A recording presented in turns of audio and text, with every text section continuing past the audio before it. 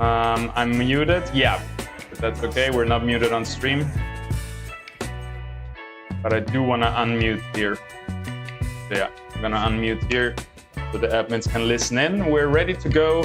We're live on stream. We did a little, we have to change Nefer's actually in, not Luca. We did a little, basically, a little coin flip. We did it with a number and Nefer guessed the exact number. I guess since we did it live on stream, I should have just done a coin flip on Google. That was kind of stupid. We're gonna do that next time. It feels bad to go back now. I don't know, if Luca is super mad, we can redo it, but...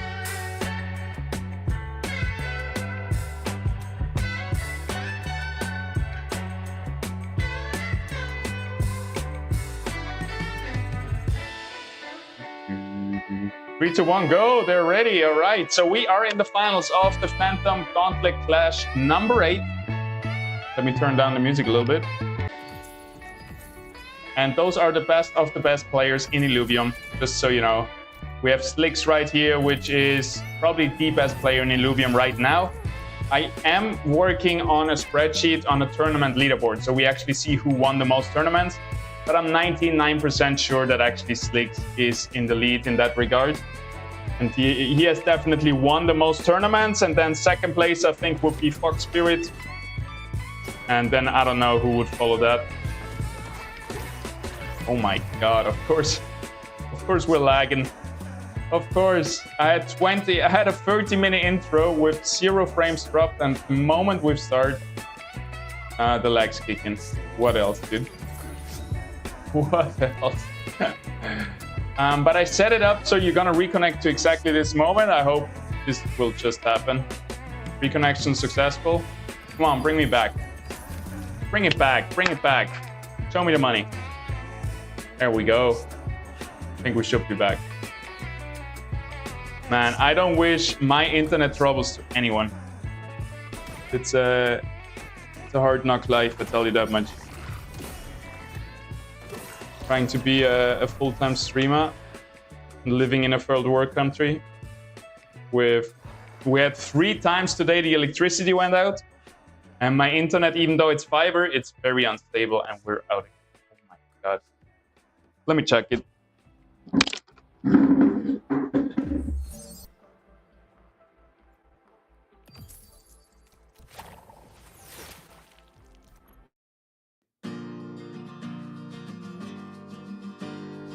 Out.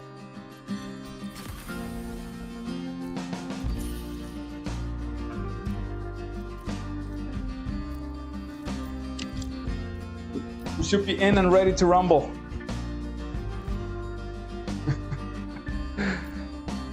Ay, ay, ay. That's just my life. Internet problems, that's me.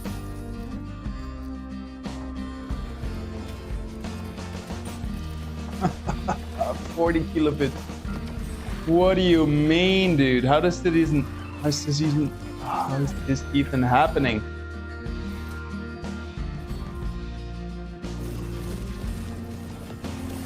Just because the phone is overheating.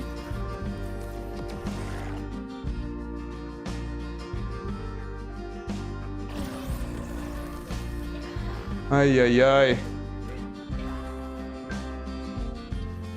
All right, but again, I hope I set up the stream so actually you're gonna not have, nothing will be missed. The delay is just gonna get longer, but you should be right back here with us. All right, stable internet. I think we're back, guys. You didn't miss anything. We're still on round 4. We're gonna remove this. No, the spreadsheet is removed. So we are on round 4 right here. We have Slicks. Everybody. Wait, Slicks is on a win streak. Yeah, he won his first round. So did Siren and Nefer and Anubis. That's the top 4 so far. We got a lot of Phantom representing right here. I love these times where half of the lobby is always Phantom, our little guild in Illuvium, and Phantom is also hosting this tournament. If you want to find a nice little family in Illuvium, a nice little group of people to play together, have fun together, and become better at the game, Phantom is your place, and feel free to join our little guild. We got Siren, we got Nefer, we got All Nerd in here representing Phantom in the top 4. Look at that, looking beautiful. Then we got Slicks from Hype. We got Web3 Gaming also from Hype, I believe. And then we got Anubis, Fox Spirit. I think they are from a Russian guild. I'm not sure about Anubis, but Fox Spirit is from Atlas, I think. And then we got Patat also from Hype.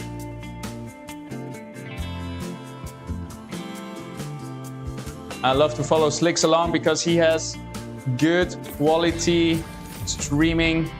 And let's check out his team, how he played it so far. He was a fighter ranger with 2 lynxes and 2 flishes, which is a crazy setup, I think. Now he brings in the Doka, so now he has 2 fighter, 2 Scion, and still 2 lynxes. 2 stage 1 lynxes who provide true damage.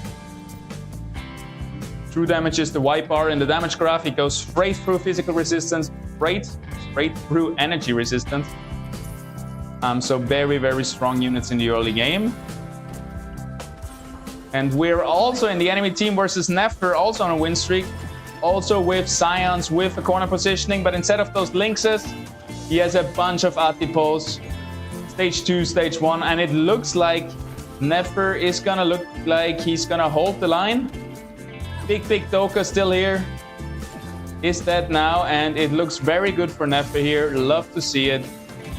Because everybody is scared of Slicks. Everybody is making jokes how Slicks is dominating the tournament scene. And I'm very, very sure that everybody in this lobby will be very happy right now when they see that Slicks lost a round.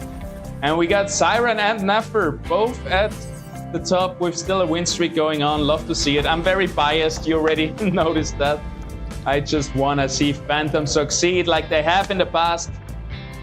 We're watching Siren right here, and Siren has won one of those tournaments already. He has brought home the trophy to Phantom, and I was so excited when it happened, and I'm definitely rooting for them to make it happen again. Flix has won enough tournaments. He can step down now. There's new players who are taking the lead, at least in this match right here. By the way, guys, we have a very special tournament format. The one we always use for the grand finals is a checkmate system, which means every round you play, you get points. For first place, you get 8 points. For second place, 7 points, and so on. Once you have 12 points, all right, that's too hard for me. Once you got 12 points, you're in check position, which means you just need to win one more lobby to win the tournament. This means the last winner of the last game is always the tournament winner. And this also means we have at least 3, usually 4 games until a winner is crowned. So sit back, relax, enjoy, and let's see how the best players in Illuvium manage to play this tournament right here. I think those internet troubles in the beginning are way behind us, way past us, and it's smooth sailing from here on out. By the way, big shout out to all the contestants. We have some technical troubles earlier. But we managed to get through them, and yeah, now we are in the finals and it's looking smooth. Big shout out also to my admin crew in the back, which is now also Erika. After playing, she joined the admins, but our main admins today, Phobos and Monster. Big thank you to you guys. And also to Erika, because we had enough, like, I know she always loves to moderate these things, but today she stepped up as a contestant, and that was cool to see. All right, Siren's still on a win streak. I think Nefer also still on a win streak. Here comes the Axon Atlas number 2. And by the way, look at that, guys. I brought a little tool today. Here is the Atlas, and we can add the Axon. We can have a little bit of a... I'm gonna bring you along a little bit here with my little drawing tool that I got. Oh no, worst case scenario. We got Nefer versus Siren. So actually our 2 Phantom guys on a win streak are gonna battle it out. Both of them with Scions and Empaths. Siren right here positioning very broad, spreading out his units along the line, so those lasers cannot hit the same target. Nefer did the same. Those are both some seasoned veterans and they know what they're doing. So first lasers going to the Flish. Siren's lasers here go onto the Ranger, which didn't take damage, and Nefer, it seems here, with all those nature units, with all those earth units, is countering the damage of Siren. Looks like Siren has no chance, can't even take down one unit, because all of this 1, 2, 3, 4 earth units of Nefer make it really, really hard for Siren to do any damage to the enemy units right here. We can swap over to Nefer and see how he goes. Nefer, by the way, if you remember from the beginning of the stream, he was in a tie position with Luca and we flipped the coin. And Nefer won the coin flip and he got into the finals.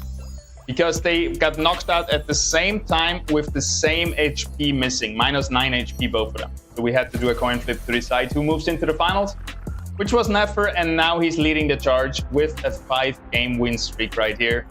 You love to see it. I hope Luca is not too mad that the luck wasn't on his side for this game. Just check the chat real quick if everything's all right. Reconnected on time. Love to see it. We didn't have a restart. Lovely. Lovely. Let me just... I need to fix some settings of my little drawing tool because right now it's always showing me how many pixels I draw. I don't need to measure anything today, so fix that real quick. And then we'll jump right back into it. How do we fix it though? There's so many settings. I don't know if you can see it on stream. No, you can't. Be glad you don't see it. Window, 2 lines, color picker, angle clockwise, show while drawing. Measurement tools, show while drawing. Nope. All right. See? It still shows me the length. But it disappears once I'm done drawing.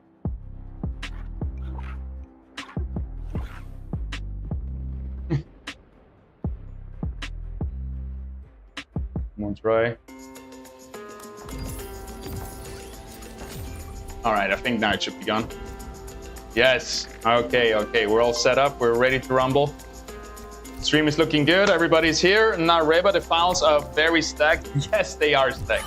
And sometimes, because today we tried a different format for the qualifiers. And sometimes when we try different formats, I'm like, shit, is it gonna be good? I hope all the best players come into the finals, which is the goal of any qualifiers. Here we are, and it seems like definitely some of the best players are in here. And obviously some of the very good players also got knocked out, but there's more than 8 best players in Illuvium. But 8 of the best, 8 of the top 16 in Illuvium are definitely here. We got Anubis, Patat, Fox Spirit, Web3 Games. We got Alnerd, Siren, Nefer, and Slick. If you have been around in Illuvium, you all know these people. Nefer has been rising a lot. Oh, I missed it. He has actually received a loss right here, and look at that. Look who's back on top. It is Slick, number 1 right here, health-wise. How is his economy looking? That's always a big consideration. 20. How was it with Nefer and Siren? We got 40 gold here. We got with Nefer 50 gold. Definitely Slick's economy is looking a little bit on the low side, and he probably just re-rolled a bunch, find some units, get a really good board strength. So we have the stage 3 arcane links right here. It seems like, no, it's not arcane. I think it's fighter. Oh, so he's going for a fighter build. Interesting. We got 6 fighters on the board. He might want to go to 7 or down to 5. 6 is not giving him anything. There is 7. 7 fighters on the board. What's the attack speed of those units, guys? So if you bring 7 fighters, you get a bunch of extra attack speed to all those fighters, and it's gonna show. It's gonna be a little bit crazy, I think. So wait, let me know if the mic is good and everything. I have my travel setup going on right here, so I hope the quality and everything is all right. And yeah, basically all is around. The whole composition is surrounded. I'm losing my word. It's all about the link. Links is your main carry right here. And I would love to see the damage. I'm gonna type it to the players and see if they are able to show us the damage a little bit. Because most people don't do. But even people like Slicks could, I think, just look at the damage a little bit more. There we go, he shows it to us. Admins, please feel free to tag everyone and let them know that they should always show us a little bit the stats. It helps us a lot to see what's going on. Like I said, Link's definitely the main carry, but I didn't think that the Ray Lee right here would be so close in second spot without any augments equipped. And then we have the Riptor, so actually the Lynx didn't really perform well this round. Maybe that was also a positioning issue where the units were blocking it. They were all coming in, so the Lynx wasn't really going forward in a straight line. It was getting blocked. We'll have to see what will happen. We have the foe in here, so Flix is finding all the fighters he needs. And while we are looking at the PvE round, we're gonna swap through to people that we haven't looked at yet, which is, for example, Web3 Gaming right here in last place at the moment. But he got something else going for him, and that is 69 credits. 69 mastery points right here. And at 70, you have maximum income. The best economy, the maximum economy, and the most money you can get per round is happening on a lose streak or a win streak with 70 gold. The Web3 Gaming right here is definitely looking at a healthy economy, not very healthy health pool anymore though. So he doesn't want to fall much below 44 health, which means he has to invest some of this gold right now. And that's why we see him roll down. He's refreshing, he's looking for stuff, and he has not a lot of time. He got 35 seconds in which he needs to find a lot of units to stabilize his board, to not lose anymore. He's looking for that stage 3 Ray Lee. He's not looking for the Wildfire Chukworld. So he is building the Air Shock team. You guys have seen it on the ladder, very dominant. He's going for the Kukurov, the 2 shock units right here. He found the Kukurov. And yeah, he's doing good. I would still keep rolling. You really don't want to go lower, you really don't want to go much lower than 44 health usually. But he did find a big power spike with the Kukurov. He got the Quinks, he got everything on stage 2. He's also level 6. That's not looking that bad. Let's see if he can win. Or Neff right here, who is definitely a tough nut to crack. But the hyperactive Kukurov with the Comet, giving him passive damage, should be able to do a lot of damage here. It might not be enough for the win, but at least he's gonna go down swinging and not lose too much health, I guess. But Nefer definitely a hard opponent here. And Web3 Gaming, yes, if your tank is the last unit alive, you did something wrong in positioning. The Kukurov is all nice and sweet and very, very dodgy and survives a long time, but it's the last unit standing versus 7 units. It's not going to be enough. All right, he's down to 29 life, which now means he really is down to his last life. If you lose one more round, you kind of can say top 4 goodbye. So he has to really roll down all his gold. He should have rolled a little bit more last turn, but there wasn't really much time left. Here he finds the Gyro. Here he finds the Matu. He's leveling up to bring in the Matu down to 14 gold.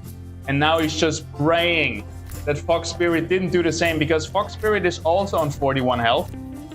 Also very low. The Fox Spirit very likely also rolled down trying to stabilize. Which means that's why Web3 was rolling a little bit more. Stops now at 10 gold. Which is at least something, you know. If you go down to 0 gold, it's really hard to build up your economy again. But if you stop at 10 gold, 20 gold, you have at least a little bit, and it's not going to be so hard to get that compounded interest going again. So really good to not be over greedy here and stop at 10 gold.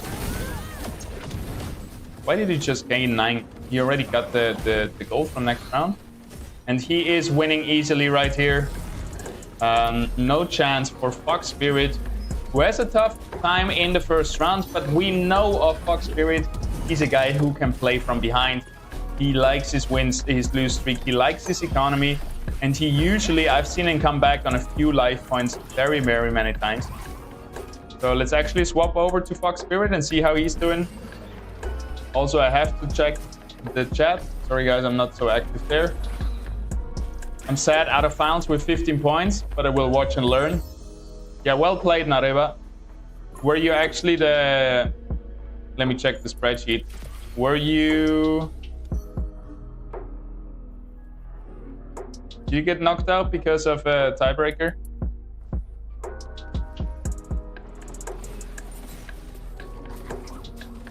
$15 points? Can't find it right now.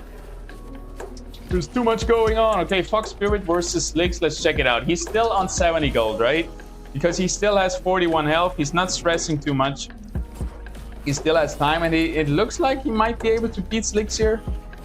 Not quite. One more stun from the monkey. Almost did it. But yeah, Slicks with his fighters here. Definitely a very strong composition to at least go top 4, top 3, top 2. I don't know if he can win in the end, but he's looking good. Give me 1 second, guys. Actually, with the wireless microphone, I can keep talking.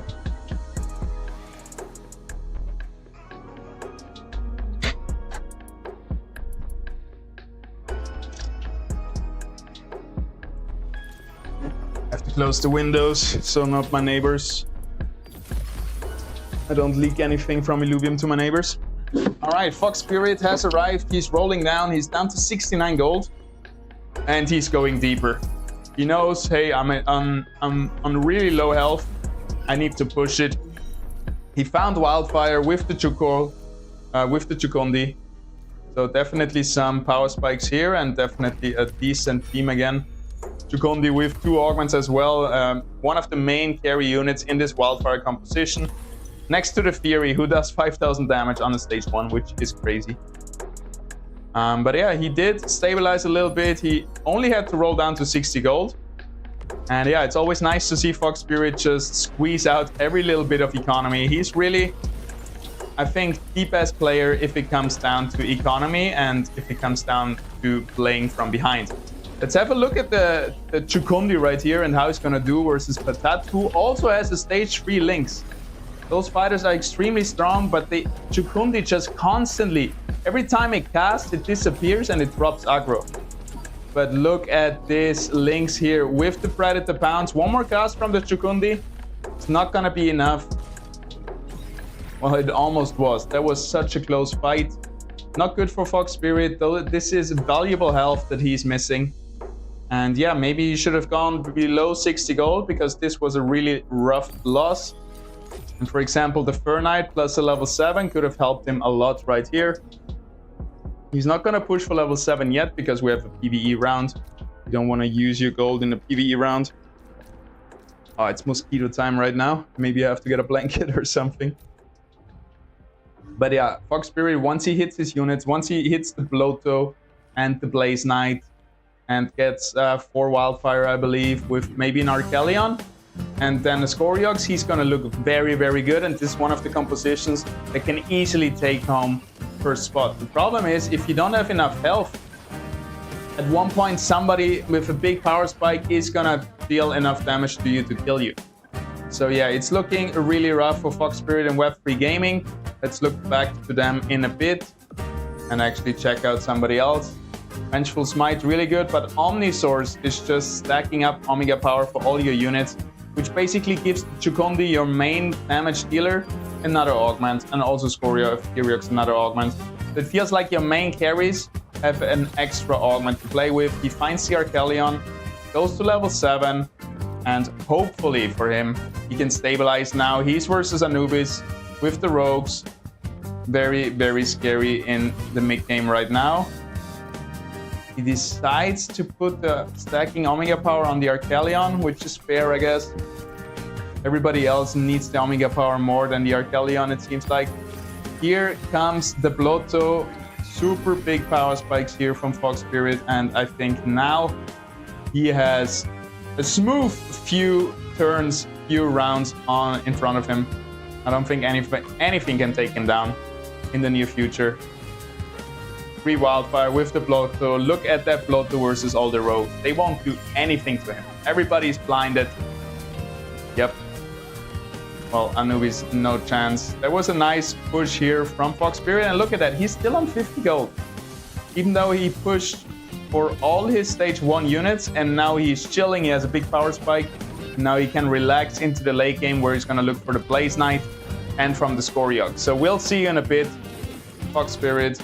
How's Web3 Gaming doing? I think he's going to go last place, if I had to guess. He does win this, and he also found a lot of his stage 3 units. Okay, both of them knowing how to play from behind, both of them stabilizing, but those top players, they're not going to sleep either.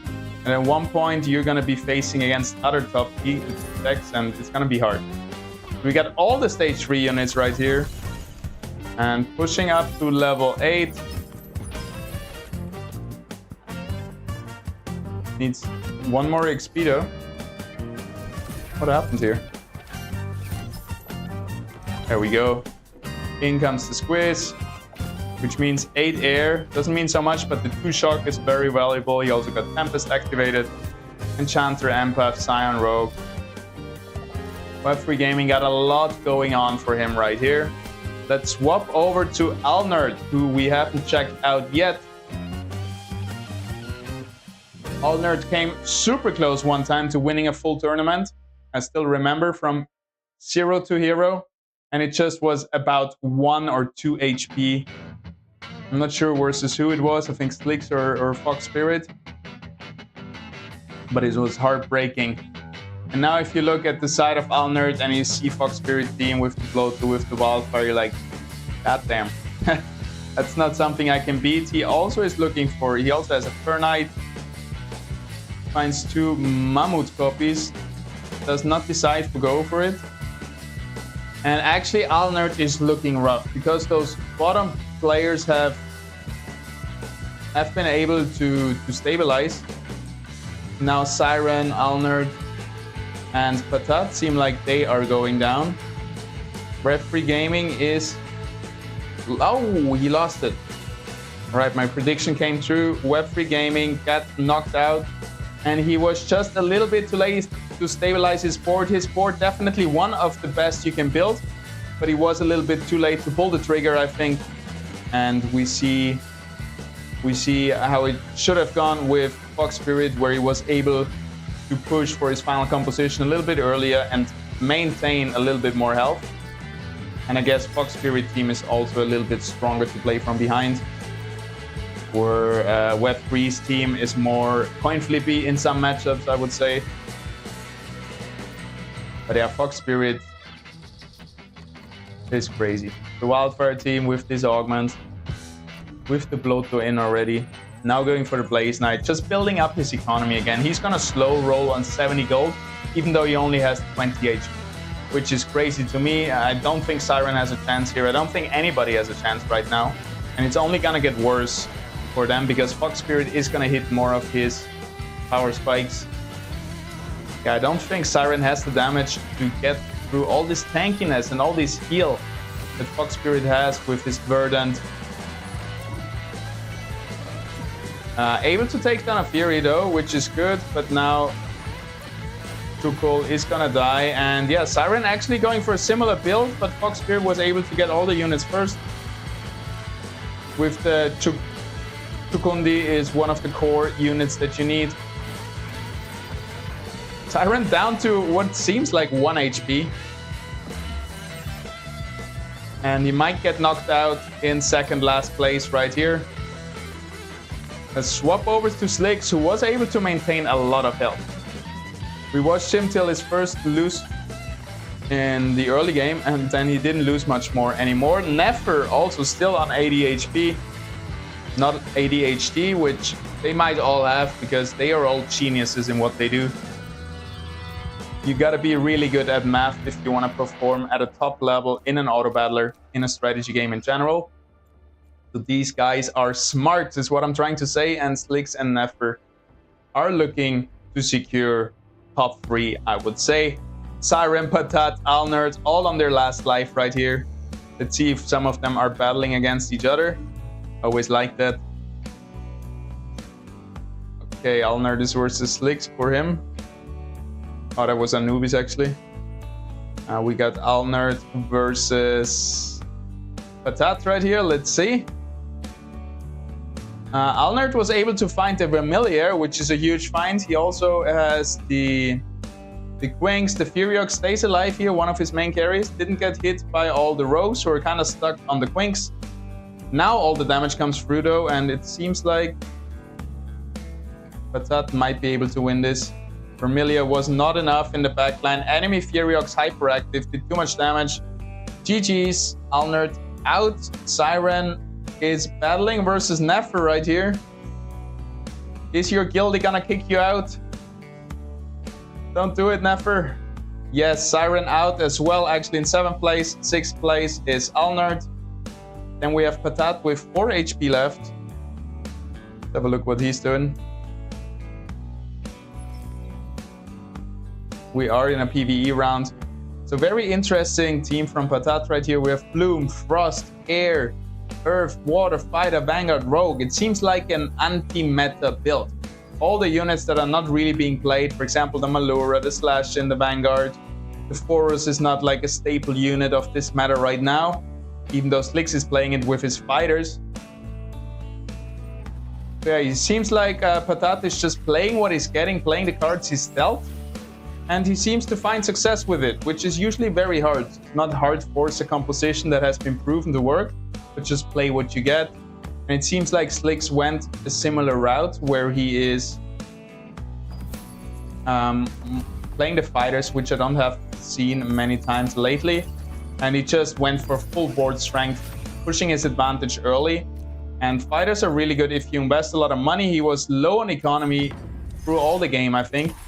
But just keeping up the pressure, keeping up the board strength, being able to save a lot of HP. So his main carries right here, now with the Furiox as well. But yeah, it is the Ripplans, which he was able to find. So now he has Berserkers online as well, with 7 fighters, Nature, Verdant, Fire, Earth, looking really good. The Nature is providing a little bit sustain to all the offensive traits that he's building up. So it's not all glass cannon, which you would say for a full offensive team. He has a little bit of sustain on his side as well. Background sound a little bit too much. Can fix that. Thank you. Hope I can fix it. Should be alright now. Thank you. There was a fan going on.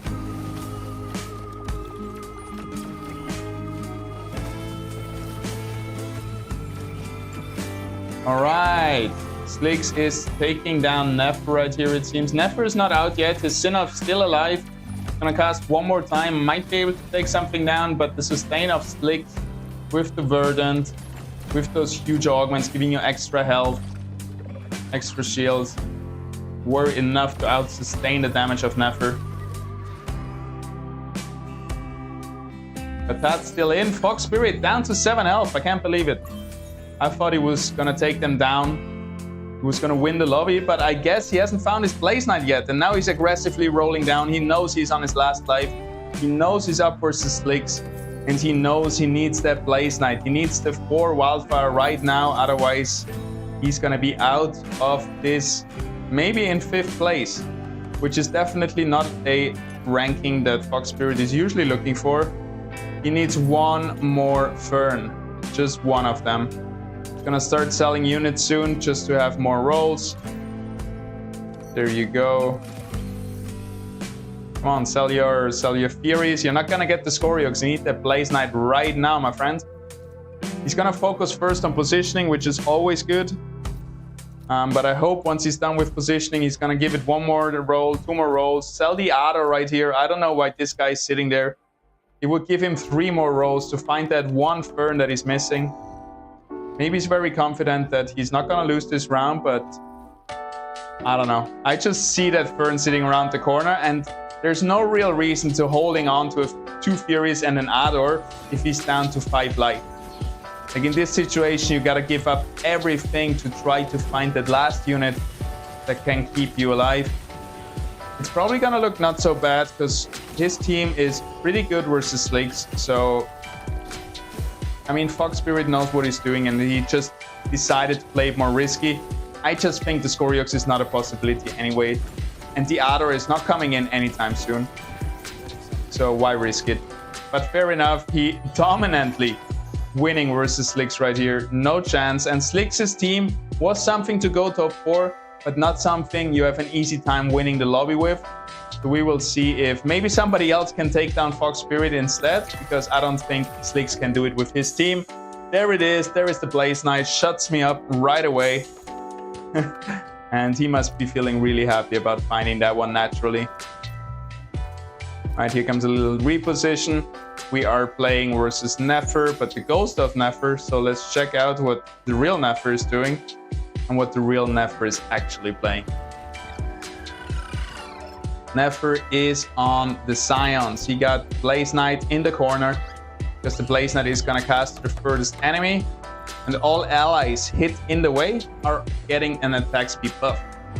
That's why it's a good idea to put the Fern line into the corner. I think the Squiz is a little bit far out there. We got the Ador Rado, we got the Goliath with the Granite, so a really good unit versus all those rogues. And I think he has a decent chance versus Anubis. I would like to see this Krunk a little bit more over here. Let's see how many units actually end up in front of the Krunk. It's just the Umber. Actually, the Tiru also comes over. Gyro insta-kill. All his Scions look pretty healthy, so it looks like... Ooh, here comes the Rampfight cast. Didn't hit enough units, but now jumping through the whole backline. Wow. Rampfight, I want to see the damage, and now it's Nefer versus Fox Spirit. Nefer could actually have a decent chance versus Fox Spirit. With that Sinna of damage, could be able to burst through some units. But he's looking to upgrade. He's looking for those Invokers, the stage 3 Octus. So usually he would now sell the Alphys if he was lower on health, but he's still chilling. And he might be able to find an Ophisto, which I'm really interested to see how that will perform. Let's quickly swap over to Anubis because maybe he has the damage graph open. There it is. Okay, it was mostly Umber, and then the Rampfight did the end, did the rest. Crazy. He's up versus Patat. That's gonna be interesting. Little reposition from Patat coming in here. His Relentless Lynx is tanking the backline. I don't think Patat has a chance here. This Umber is crazy. This Rampfight is on fire as well. Yep. With the Predator Pounce. It's gonna be close though. The Ember Lynx still alive. Look at that. Been taken down now. And I guess Patat has it. Oh my god, what an Umber. One more cast. Well, I guess the overtime is gonna do him. So much regeneration, look at that. He's healing himself faster, and I guess Patat is out. Anubis kills him with the help of Lifestorm Augment right here, which used to be banned in the past. Maybe we need to ban it again. That was OP. GG's Patat. Well done to carve out a 5th place right here. Fox Spirit in 4th. Was able to still hold on to his 7 health. And we got Slicks, Nefer, and Anubis in the first 3 spots. This is a stacked lobby, and this is a stacked first game of the Grand Finals. And I don't want to do predictions. Actually, I do want to predict, but I think it's really hard to predict this one. I think Slicks with his fighters is not going to take the win. Anubis with his rogues, I don't think it's gonna last either, because he doesn't have a chance versus Fox Spirit. Slicks doesn't have a chance versus Fox Spirit. So the only one that can take down Fox Spirit is Nefer, I think, if he finds those Invoker Scion. So I think Fox Spirit is gonna win it. And if Fox Spirit is not gonna take it, it might be Slicks, because he's just so far ahead with the win streaks and everything. But I don't think Fox Spirit is getting much stronger anymore. He also stopped his Fox Spirit stopped his screen share. If we can remind him of that, that would be great. My dear admins, Anubis going for the Rampfire though. If he finds that, that could be a Huge swing in power. He's also looking for the Monarch. Found the Artes, which is gonna give him Inferno if he finds the Rampfire. The reposition going on here versus Fox Spirit. Anubis is also someone that could still take down Fox Spirit if he manages to outposition the Crunk. There is the Rampfire, love to see it. Still has 30 gold. I could have almost gone to level 9 and bring in another Rogue or Empath to hit the 5 threshold right here. I'm not sure what he's rolling for. I guess the Monarch. He's not finding any of those. Now he finds 2. Missing 2 more. Not gonna happen though. Yeah, I don't think Anubis can do it quite yet. It might be though. If he finds the Monarch and has Phantom activated, I think that might be GG for him, but until then, it's gonna be a big Rampfire cast. He knows it. He's watching it, but Rampfire doesn't have any damage augments. He just has the Phantom. Yeah, it's the Predator Pounce and Inferno. It looks like it's enough damage though. One more cast here coming in from Rampfire. Gonna do a lot of damage. Little jump. Nope, not enough. Almost taking him down instantly, down to 1 health. Wow. He needs to find that Monarch. So I guess he played it perfectly, rolling down for the Monarch instead of going for level 9. Definitely gonna be a bigger damage boost to find that Phantom. He needs 1 more. Oh my god, there he is. Is he gonna sell a suit? Do you have a suit to sell? To sell this guy? Yeah, screw him. Who needs him anyway, right? There he comes. Look at that. 7 out of 8. He's sacrificing 1 board slot to get Phantom on here. And you love to see it. It's a little bit sad that Rampfire doesn't have any caster augments that give you Omega power or something along the lines. But now he should be able to almost one-shot everything anyway, even without those Omega, those defensive augments. I think I would swap the augments between Rampfire and Umber, because Umber has those sustained, like those legendary augments, and I think those would do way better on a Rampfire, and Rampfire would do pretty, Umber would do pretty well with the Predator Pounce, which I don't think is so good on Rampfire, because Predator Pounce triggers every time you kill something, but the Rampfire kills 5 units at once. So you're missing a lot of triggers, right? Where the Umber, it would trigger more often, it would jump around more crazily. It's more a single target damage guy. Let's see, big cast from the Monarch, laying fire right here to all the enemies. Beautiful, here comes the Rampfire, boom, one-shotting everything, jumping around like a crazy guy. 1 more cast to rule them all, and yep, that's what you love to see. Anubis with 1 HP going for the Phantom in the Phantom Gauntlet Clash tournament. Almost looks like it's scripted. And let's stay with him. I want to see where his journey leads him. This is as close as it gets in our first game of the finals.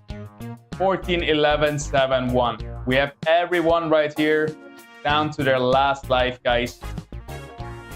This is as good as it gets. We got Phantom activated with Rampfire and Monarch right here, plus the number. Don't forget your 7 out of 8 units, guy. Who are you gonna bring? I would say just bring an Empath. He's gonna bring another Monkey. Does he have a Monkey already on the board? I think he does, right? He's playing Mystic, yeah. He's just gonna bring a little bit more. He's just gonna get the dual left place to cast the Monkey. That is fair. I would roll 1 time at least, but he's busy repositioning, which is also fair. Put that on the small Monkey. Yeah, roll 1 more time and get a real Empath, because I think then he would have 5 Empath stacked, which would be better than just the Monkey, but hey, we'll see what happens. Dual left, by the way, on Nefer right here. Did he also find the Ophisto? Oh, he also found the Ophisto. Man, I wanna watch Nefer, but it's too late. Look at that dual left laser. Boom! Big damage. But the Monarch laid fire across all the enemy team. Here comes the Rampfire, too strong. Wow. Oh, that is so unfortunate. Nefer found dual left and Ophisto, but he got matched versus his #1 counter, which is Anubis with the Rogues. But Slicks also getting knocked out by Fox Spirit, and Slicks is going to be in 4th place Nefer in third place, and now Fox Spirit and Anubis are gonna battle it out for the first place. And maybe my prediction still coming true with Fox Spirit taking them down. I've seen it coming.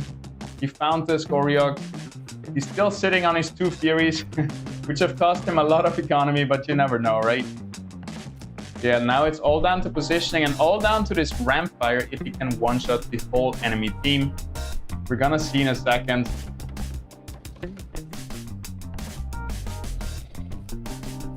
We are gonna see in a second.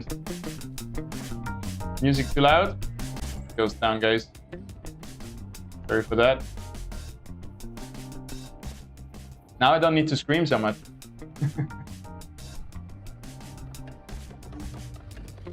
All right, let me know if it's okay right now. Last match of the first game today, or the first game in the grand finals in the $1,000 tournament, sponsored by Illuvium, hosted by Phantom. Fox Spirit versus Anubis. Fox Spirit here with the 4 Wildfire, Chukundi his main carry besides his Blaze Knight, and Anubis with the Predator Pounce Rampfire, who is gonna jump around like crazy. Chukundi just staying barely alive, which is gonna be very good for Fox Spirit, and no troubles here. Taking down Anubis like a champ. GG's Anubis though, carving out a 2nd place, which was unexpected, taking down Nefer and Slicks in 3rd and 4th place. And GG's to Fox Spirit, winning the first round of the grand finals right here. All right, guys, we're gonna go to a little ad break, which just means old Illuvium trailers. I see you in 2-3 minutes. Bye.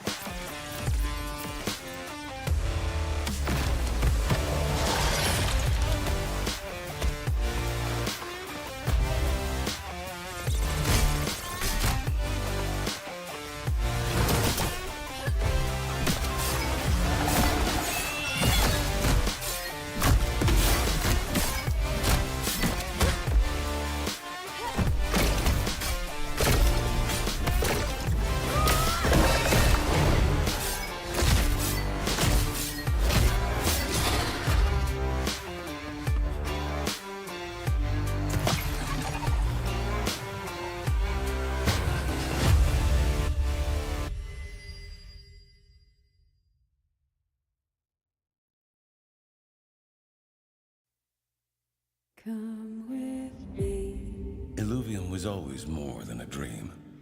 and you'll be It was our calling. in a world of your imagination. If only they knew the truth. We'll begin Scans indicate a dead planet. But I can feel it. This is Illuvium. Find me, child, Activate scouting vessel.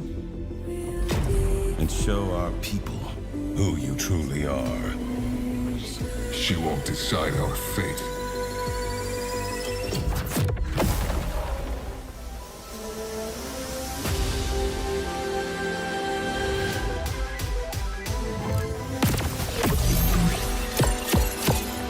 Forgot to charge again, huh? He only just landed. Will you retreat to safety, chasing paradise? Or will you follow me and fulfill your purpose?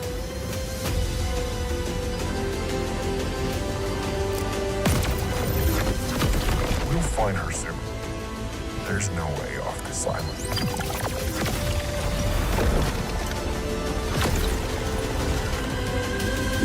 All we do is blindly follow orders.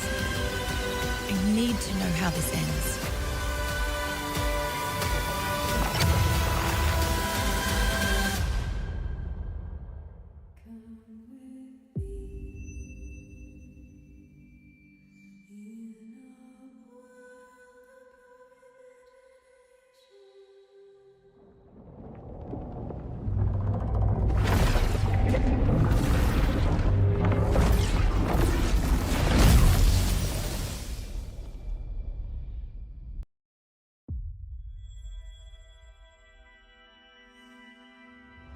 Enter a universe of games.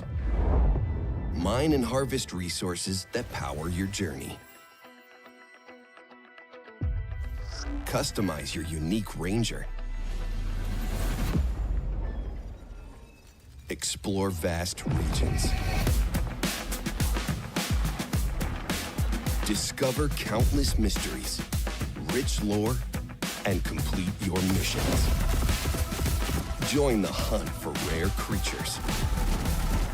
Gather vital resources to repair your ship and ensure your survival. Capture over 200 unique Illuvials. Craft weapons and armor, fuse your units, and build an unstoppable team. Enter the arena. Challenge fellow Rangers in epic battles. Prove yourself in Gauntlet, an 8-player battle royale.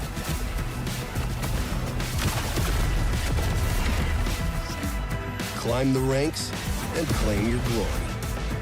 3 games, 1 universe. This is Illuvium.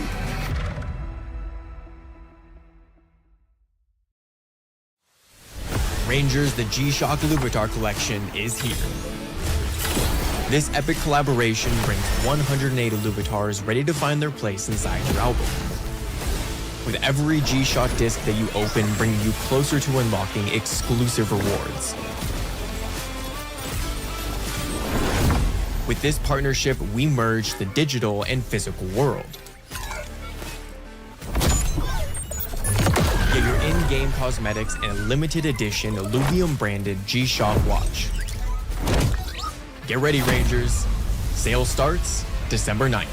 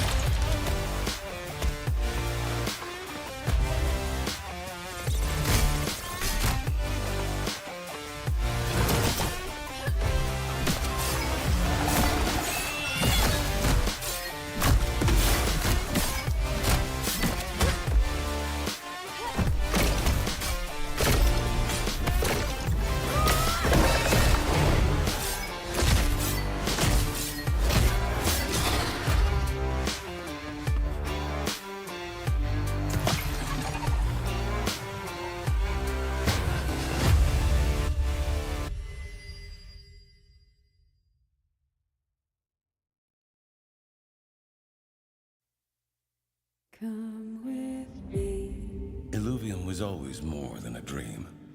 and you'll be It was our calling. in a world of pure imagination. If only they knew the truth. Begin Scans indicate a dead planet. But I can feel it. This is Illuvium. Find me, child, Activate scouting vessel. and show our people who you truly are. She won't decide our fate.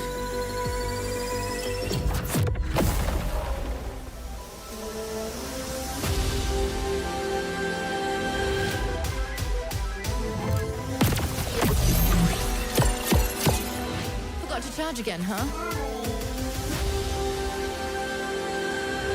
He only just landed. Will you retreat to safety, chasing paradise? Or will you follow me and fulfill your purpose?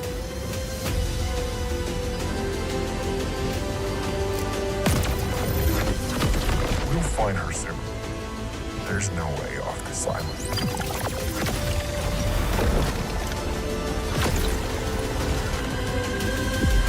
we do is blindly follow orders. I need to know how this ends.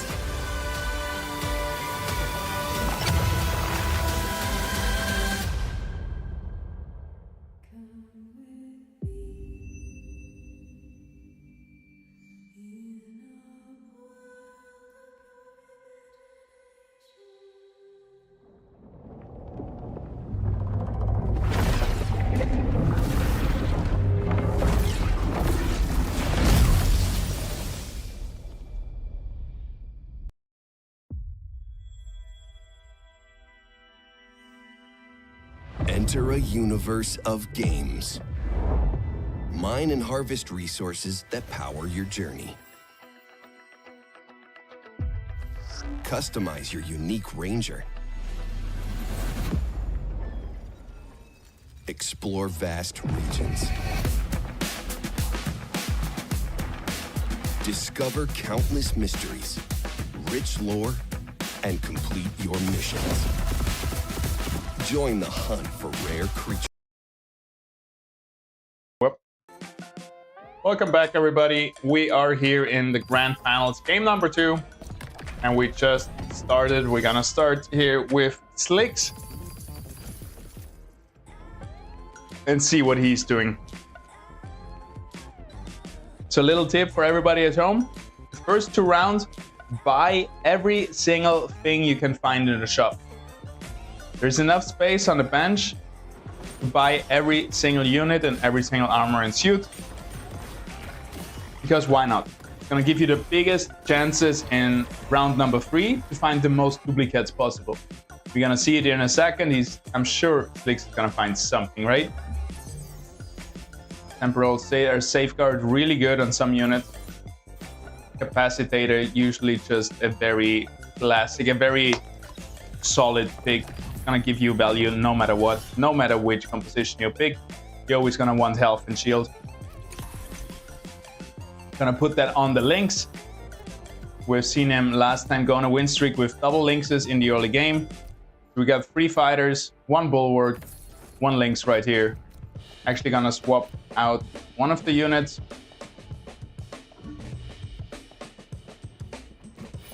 Interesting strategy. Just needs a Grocco, doesn't need the bulwark activated, just 1 Grocco to tank for him. Rest, full damage, level 4, 10 gold still in the bank. And it is looking good versus the Flicious, because the Flicious cast 1 time, couldn't kill them. And now the well, actually, they might cast a 2nd time right here. It's not gonna be enough. The consistent damage from the fighters, from the links, is gonna burst through those Flicious. God damn, that's 2 auto hits away from it. That feels bad for Alnard, feels really good for Slick. That's as close as he gets. Let's check over to the winner of our last round, Fox Spirit, who does not have his stream up. Let's let him know, admins, please. Tag Fox Spirit. Tell him to put up the stream. Until then, we're gonna check in with Web3 Gaming, who this time is going for a win streak instead of a lose streak, which is usually a little bit less risky and a little bit easier to play around. Because with a lose streak, you get usually the most economy possible, but you're gonna be sacrificing all your health for that. So this time, with a win streak, usually you have a little bit better chances. And the lose streak is just so hard to pull off. Looking good here from Web3 Gaming. He has his tanks. He blocked in his Grocco though, so big mistake right there. But not a mistake that really matters, because as soon as the first Grocco dies, the second one, who is already hyperactive, takes his spot and takes those 4 units again. Wasn't able to stun, and yep, it's just not enough on the side of Web3 Gaming. Slicks is taking him down, manifesting his win streak next to Fox Spirit. Our 2 top players in this tournament. Top rated players across all tournaments. I think Slicks in first and Fox Spirit in second if it comes down to Illuvium hosted tournament winnings, which is how I would calculate how good these players have been performing. And looking over to Slicks right here, he's still playing around a lot of those tier 0 units, still trying to find them. You got 2 rogues, 2 fighters now with the Lura. Really strong early unit if he can find this tier 3 unit. He's gonna taunt 3 units here. He also gonna have, he has a stage 2 Volante, which is just gonna one-shot unit. But let's see how this turns out. Siren is doing pretty well with his rogues here. Takes down the Lynx as well. The Volante is hyperactive. Yep, he got him. One more big cast from Lura here though. Gonna take down almost everything. Ooh, the Lynx was able to dodge it while it was running around. Oh my god. Pure cinema. Slicks again with 1 auto hit, winning the match, but he actually got a loss for it. So I guess the game bugged out and served justice to Slicks. It was like, nope, not again. Yep, he's mad. He's mad. I feel him, I feel him. Alright, do I have to tag Fox Spirit myself, or is it just not responding?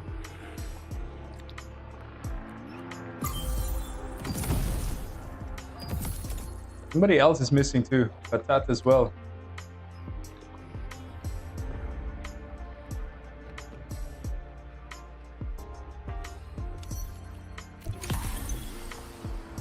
Alright. Neff right here on 95 health. Same as Alnord, Slicks, and Fox Spirit is on 100. So very close together. I think everybody's pushing for board strength, trying to preserve HP. Nobody's really hard going for a lose streak. There we go. We got Fox Spirit stream live up. Let's see how he's doing. Not too bad here. He's playing a full Earth team besides the Grocco. And it seems like his monkey might be able to carry him through this match here and sustain his win streak. Really nice backline access from the monkey. Love to see it. And enemy Lynx was almost able to dominate him with 2000 damage right there. The full Earth early build.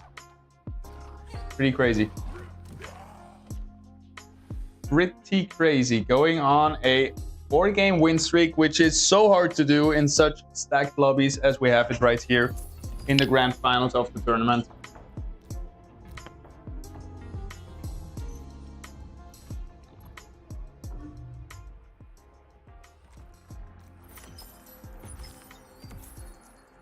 We got the PvE round, gives us a second to check out other players' builds. We got Siren right here with Earth, Water, Rogue. Looks like he also got the chat to be ready. The TNT. A little bit of everything. Didn't really log into a build yet.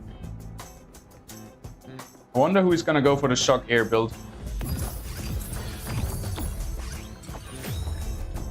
Finding a lot of duplicates right here. Also the staff. It's gonna help him in the early game a lot, I think. Alright, what are we gonna do here? Talk to me. Oh, that's the tier 0 stuff. I thought it was the Mystic stuff. Alright.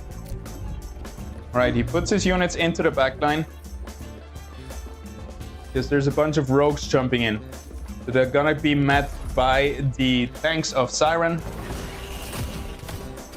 The monkey also stays here, taking down those rogues. And then his rogues are in Patat's backline, where they are met by the Grocco. But they were able to burst through, and easy win here for Siren.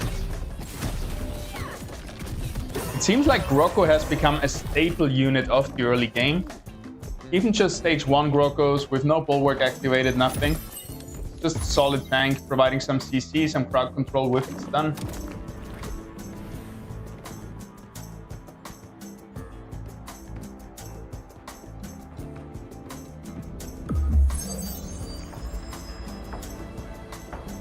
Let me fix my camera real quick.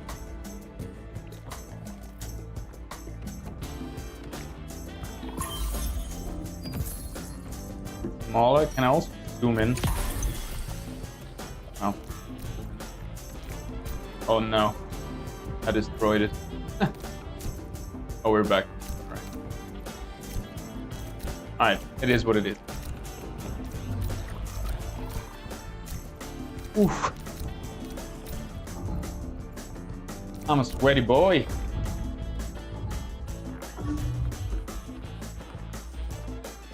Alright, what we got? What we got, Mr. Siren? How did you win against Slicks last time? Can you do it again? It was a great day, a proud day for the Phantom community when Siren took down Slicks, took home first place to the Phantom family, and it looks like he's gonna take down Anubis right here. Seems to be going for rogues again. Or maybe just Shock Tempest build.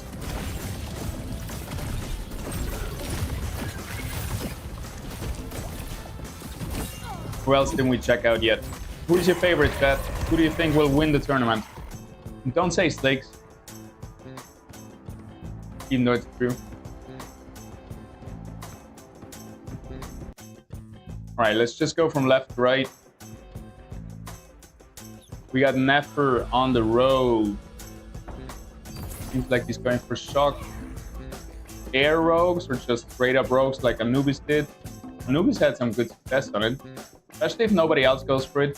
That's the good thing, right? If you find the composition that is not contested, it doesn't really matter if it's super meta, because you get all those stage 3 units for free. You're gonna have a good time. Interesting here. Alnerd is going full on into Tempest. Found the Tempest augment, that is, I think. And I don't know if you see it, but he is playing with a little bit of an handicap, because it looks like his computer is well worse than everybody else's, and it's a little bit laggy. Which is even more impressive that he's performing so well, because it seems like he has a harder time doing actions quick because of his setup. I feel that I've been playing all my life on shitty systems, on bad internet. You learn to adapt and you learn to get good with it. Gonna be taken down here by Anubis though, very close, with Anubis having all the air units that you can think of. Vermilia, Kukurov, Winx, all those annoying air units, isn't it? So Anubis is going for the Shock Air Tempest build that we've seen a lot. Gonna get the stage 3 Kukurov, the Gyro, the Gazotep. Also fishing for some maybe Wildfire, you know, he's not locked in fully yet, but here's the Hero again. That's what he's going for. He finds the Verminio. He wants to get that Hero now to get Revenant onto the board. 5 out of 6. Place 1 unit on the board, get some space, there you go.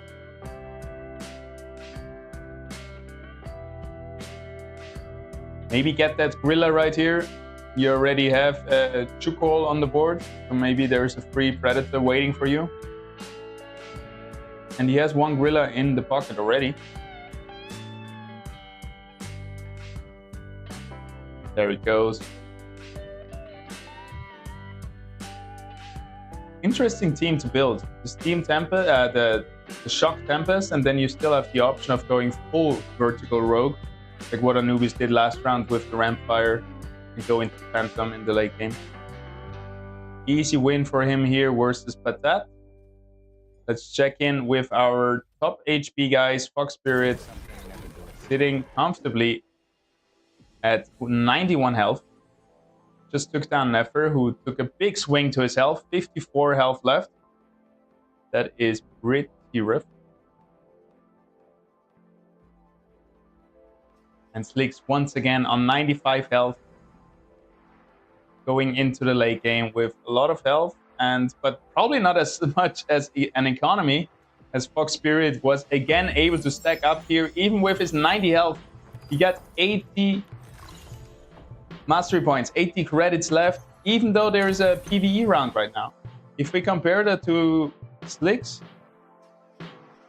I don't think he's gonna have the same amount of economy. Yeah, Slicks is down to 30, which is alright, right? Which is how it should be. If you have a lot of HP, you probably invested a lot of credits to get that board strength to save your HP. Which, the point I'm trying to make here is, why in God's name does Fox Spirit have 90 health and almost 90 credits and mastery points? Well, he's gonna ask, why in the God's name did I get a crash right here? I'm sorry for him, but it's been going way too good for him, so... Okay, fair enough. That is just the universe trying to put in a little bit of a nerf to the overpowered Fox Spirit in this tournament today. He was also able to, I think, win 2 games in a row to get through the qualifiers, through the quarterfinals. Let's have a look right here. That's the one? Oh, we reset it. We cannot see the quarterfinals anymore. But yeah, I'm pretty sure Fox Spirit and Anubis both won both of the quarterfinal games. So they had a very dominant start to this tournament, and Fox Spirit keeps on going. He keeps performing today. Seems like today is his day. Fox Spirit is winning this if nobody contests wildfires. Says Holo, who got knocked out very close in the top 16, I believe. GG's well played, by the way.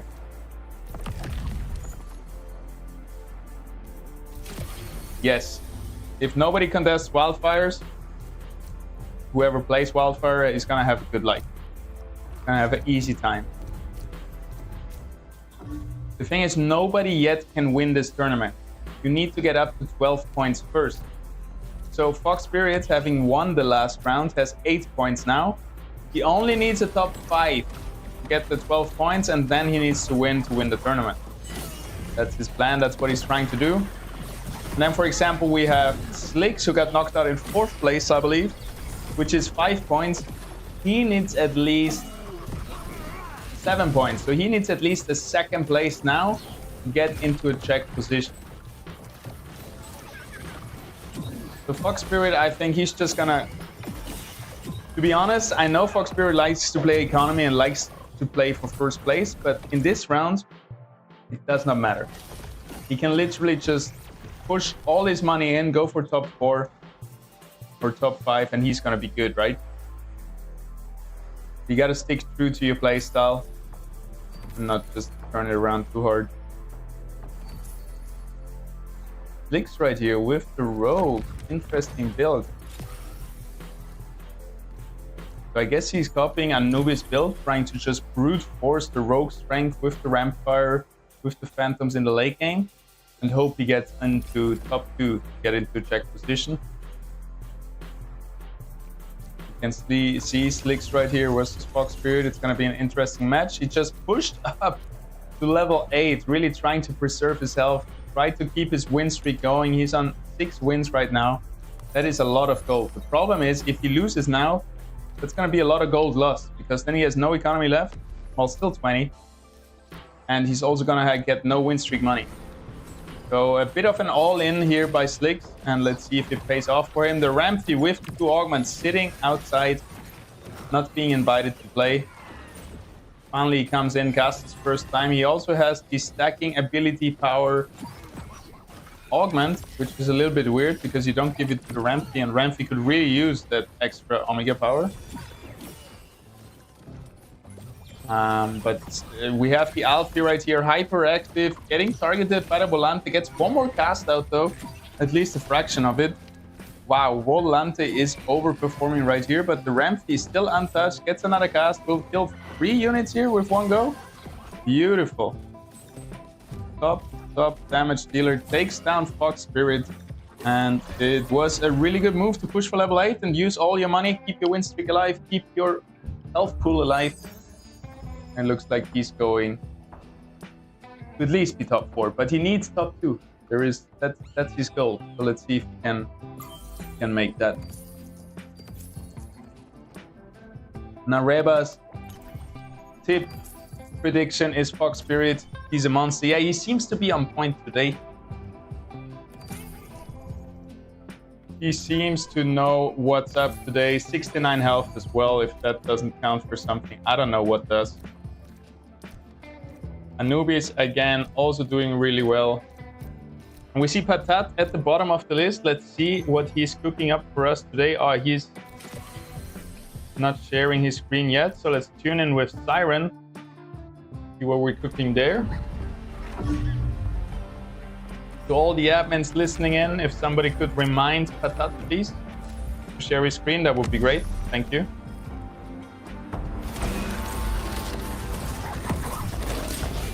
All right, Siren right here, 6 water, 2 earth. So he's again... No, it was never last round with Scions, right? So Siren this time going for Scions. And it seems to be looking pretty good. At least it looks like he's gonna win here. Worst but that. Oh, it's gonna be close. Big stage 3 Lynx takes down the full enemy backline. That was one insane cast of that Lynx. Wow. Yeah, that was a positioning issue right here. This was a really bad loss for Siren. He didn't want to lose this. Now he's down to 30 life, which is pretty low. But he's still got 50 health. And it seems like he's gonna go for full water, 6 water already on the board. He also wants to go for the, I think it's the Tsunami weapon, right? Or does this one give Tsunami? I'm not sure anymore. But he's gonna go, I think, in the end for the tier 4 weapon. I think this one gives Tsunami and this one gives Harbinger, if I remember correctly. No, it can't, because Harbinger is not active. Well, maybe he doesn't have this one stage 2 yet.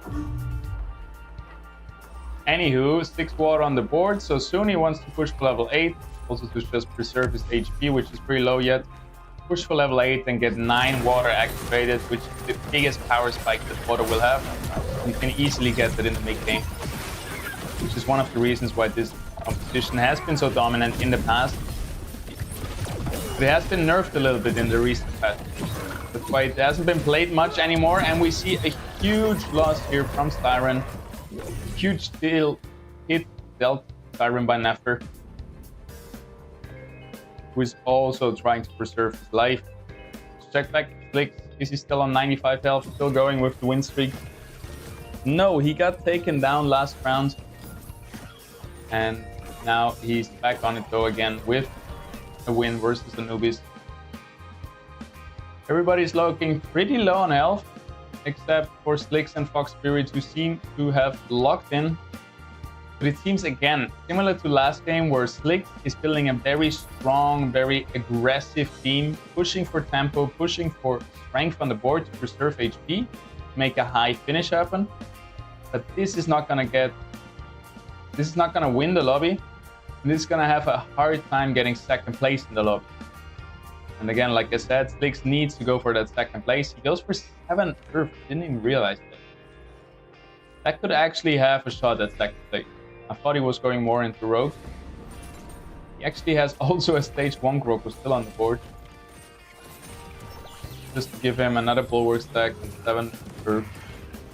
That is interesting to see. Alright, who else we got?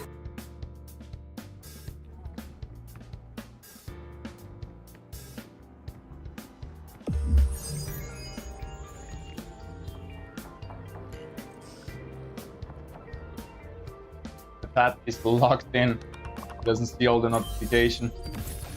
Really nice augment here for Web3 Gaming. He's gonna put that on the Furiok. And he's playing an interesting team, huh? He found the Blotto, so he's gonna go for Wildfire in the end. But he combines that with a Squiz, or an Octius rather, with a little bit of Scions and Empath. Really interesting build here. Playing the cards he's dealt, which I like a lot. I really appreciate that of people if they can adapt on the fly. Bringing in Arcanite now with the range and Furiox is going to be a huge power boost, and he has to sustain with the heal of the Flood plus Blotto. So I think this should be an easy round here for Web3. Well, he is against Slicks. It might not be easy, but we'll see how that turns out for him. Definitely had a huge power boost right now. Let's see if the Flood can take a little damage. Rampy again stuck on the outside with 2 very important augments. So definitely not the best positioning here by Slicks, but it seems like the raw power of those rogues are able to burst through the backline. Octus just not able to cast double. Rampy goes down and it looks really good. The Arcanite doing so much damage. I would love to see how much damage he actually did. And we can tag him real quick and it's gonna happen.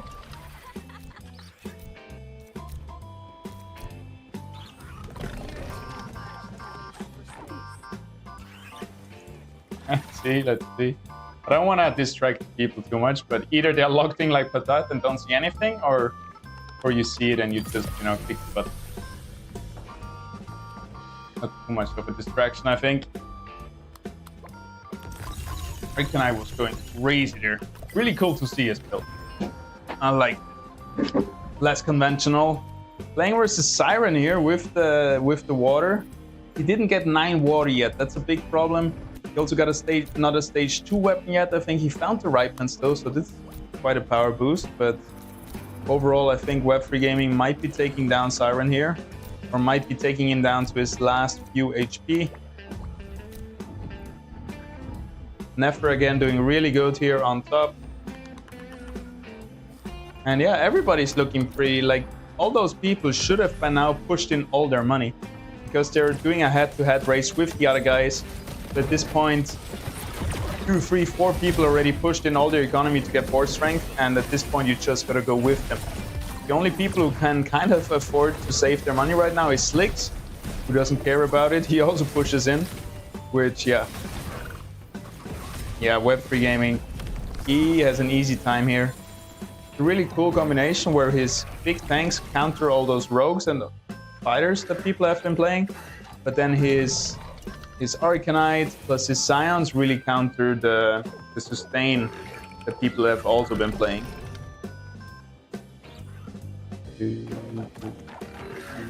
He showed us the damage for a second.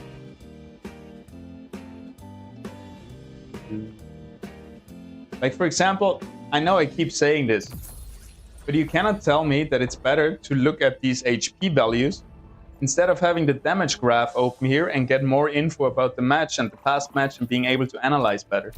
I think that is just people being lazy, because it's not just him. It's like everybody. Nobody has ever the damage graph open. And sometimes I'm like, maybe I'm in the wrong.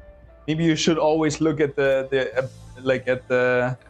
synergies and everything, which you should do right now in the planning phase. But once you're fighting, definitely swap over to the damage graph and get some more info on what's happening. It's gonna help you make more informed decisions. You don't need to see the damage, the life of the people all the time here. Definitely a better option to see, more details, more data. Right, enemy Octus is targeting the Furiox, which he needs one more cast. Oh, didn't happen. Okay. Big Goliath stun as well. Here comes the Octus cast taking down the Furiox. So Fox Spirit seems to have a little bit of a counter team here for Web3 Gaming. Took down his Furiox, took down his Octus, so the damage is gone for him. But there's still so much sustain left and still a bit of damage left with the Fernite. We have a hyperactive Blood healing everything. We still got a Blotto alive here. But will it be enough? You do need some damage of some kind. And since there's no Wildfire active, it's enough. I think he was able to out-sustain. Gonna be quite close. We got him. That's crazy. Blotto is such a beast. Once he has Wildfire activated with a Blaze Knight, this is gonna be very, very dangerous for the rest of the lobby. And Web3 definitely has a shot at making a good finish right here. Let's quickly have a look at the spreadsheet. Okay,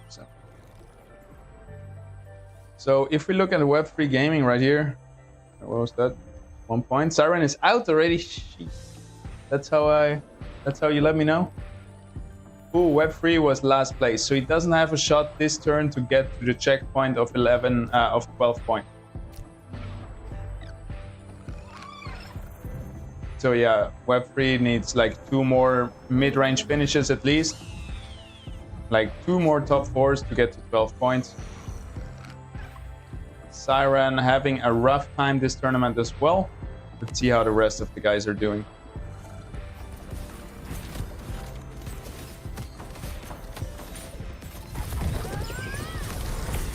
Gyro right here almost taking down. This was so lucky. The Arcanite range is staying alive with 1 HP. Gonna do so much extra damage, but I don't think it even matters. The Bloto is unkillable, hyperactive. The back 9 is doing well. Yep, that is a strong team, and everybody who is facing Web3 right now is having a rough time. Let's swap over to Slicks, still top of the leaderboard health-wise, but down to 10 HP. He kind of ran out of gas, and this might hurt him. Again, remember guys, he needs at least top 2 to make it to a checkpoint position. Fox Spirit down to 6 health, which... Wait, he's already in checkpoint, right? 1, 2, 3, 4, 5. Alrighty. Doesn't matter anymore. Fox Spirit can concede now. He has done what he needed to do. He got into check positioning, and he needs to win the next lobby to win the tournament. He's going to be one of the only people in check position who can actually win in the 3rd round in the next game. Alright, Slicks, could we zoom out a little bit more? I still can see trees.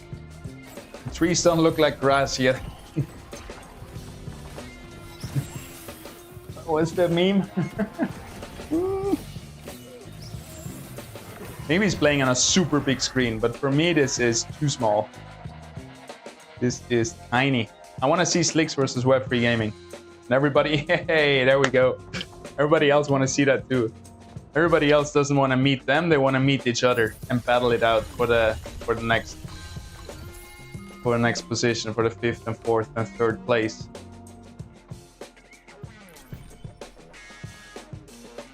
All right, what we're looking for, Slicks? He's looking for a Jokul, I guess. He has 2 stage 2 tier 4 units on the bench. That is 12 gold right here and 12 gold right there.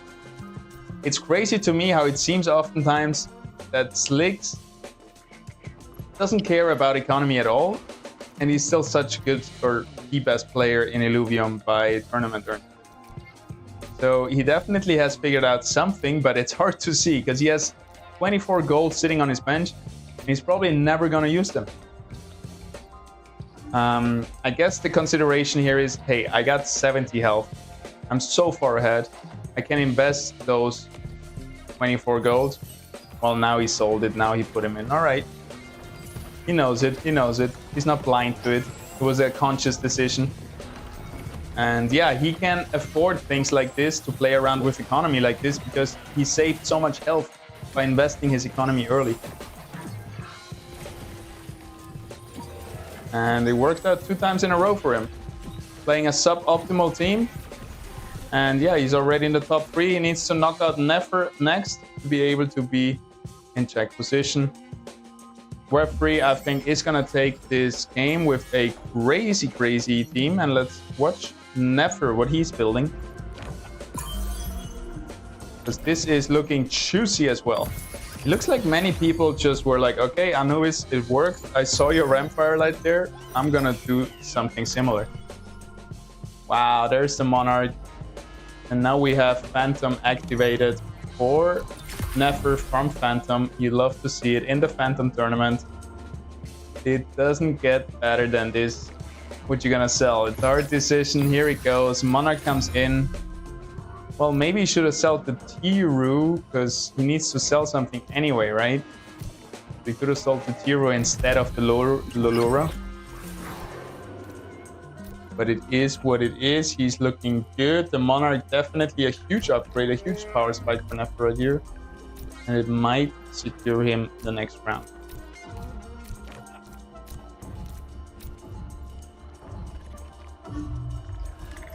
All right, let's see it. Versus Slicks, who has fallen off a little bit. Slicks is just praying that Web3 Gaming takes out Nefer before he gets taken out, I think. He calculated perfectly to get in, to give himself a good chance for second spot. Now he needs Web3 to actually do his work for him and take out Nefer. Because I don't think Slicks can take out Nefer ever. Well, never say never, right? It's getting actually pretty close here with one more ramp fight cast. Yeah. Not that close though in the end, but who was Web3 Gaming fighting? We see it. Is there gonna be a damage graph?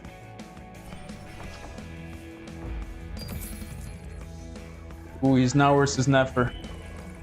That is bad luck for Nefer, or well, it would have been very bad luck for Web3 if Nefer was like 3 times again. Actually, he cannot. I don't think you can face the same guy. Like it's if Nefer fought Slicks before, he's then gonna fight Web3. It's not completely random matchmaking. But I'm not 100% sure. I think I have an infographic somewhere. I'm gonna look for it in the next ad break after this game. There's like a certain logic to it, how you're matched versus other players. But I don't think it's exactly the same as in TFT. Right, let's see. Web3 definitely found a lot of his core units, and just this bloato on the outside is making it so hard for Nefer to get through. He actually did good position here on the outside, but yeah, he's stuck on a Gnarl and he's stuck on a Bloto. Monarch flies in a little bit at least. Oof, Gyro gets taken down from the air. There is no chance. Wow. Also, Ramfight got stunned out of the air. Okay, it's not looking that bad. Can we take down the healer here? Yeah. Oh my god, he might be still alive. I think he's still alive. I don't think this does 19 damage. That ramp fight is crazy. I don't think that does 18 damage. It also looks like he won, but that's not the case. It's gonna be down to 2 health. Ah, it was a buggy round, eh? He didn't take damage. He wouldn't have died anyway. I don't think it made a big difference. Web3 finding the office. Okay, he won the round. Let's see. I hope Nefer and Web3 are against each other. Come on, give me a grand finale. No! He's facing Web3 again. That's so unlucky for him. He Slicks at least. Well, they're both gonna get knocked out right now. Is he also against Web3? He's also worse Web3, but he's fighting the Ghost, so it's gonna be way easier for him. But they're both playing rogues, so Web3 is positioning against both of them at the same time anyway. Who are we watching? Who is gonna take more damage? That's all that matters here. Again, such a close finale. Very, very close. Let's see how it turns out. I don't wanna watch Slicks here looking at his game from a satellite. Okay, we got Nefer. I think Nefer again might be able to take very little damage. Very good ramp fight cast. Actually, Nefer might win right here because he was able to put his ramp fight into the middle of everyone, dealing 14,000 damage with one cast. Actually, Nefer winning a round. Yo! And if Slicks is getting taken out here, which he is, meaning Slicks is not in position to win the tournament next round, only Fox Spirit and maybe one of those two guys. No, also not Web3, maybe Nefer. And Nefer has a chance here of taking down Web3, which I didn't think was possible, but it's all about positioning. It's all about the coin flip of getting the ramp fight into prime position, one-shot the whole enemy team. Let me quickly check the spreadsheet. So we got Nefer on... Where is he? Don't spoiler me. What are you doing, team? No, don't give... What is this? That's not how it's gonna end. That's how it's gonna end. What do you mean?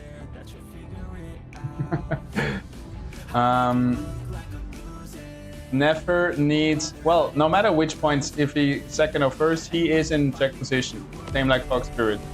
You love to see it. Alright, that's beautiful. Nefer! I would love for Nefer to win the tournament. I haven't seen him win a tournament yet. He's a great dude, great player. All right, final match of second game here. And then we might already be in our last game for the finals right here. Boom, he found some Allura, which is huge as well, giving you a lot of AoE damage. And now with Slicks out of the way, there's a lot more Ramphis in the pool to find. He needs one more, he has a lot of gold left.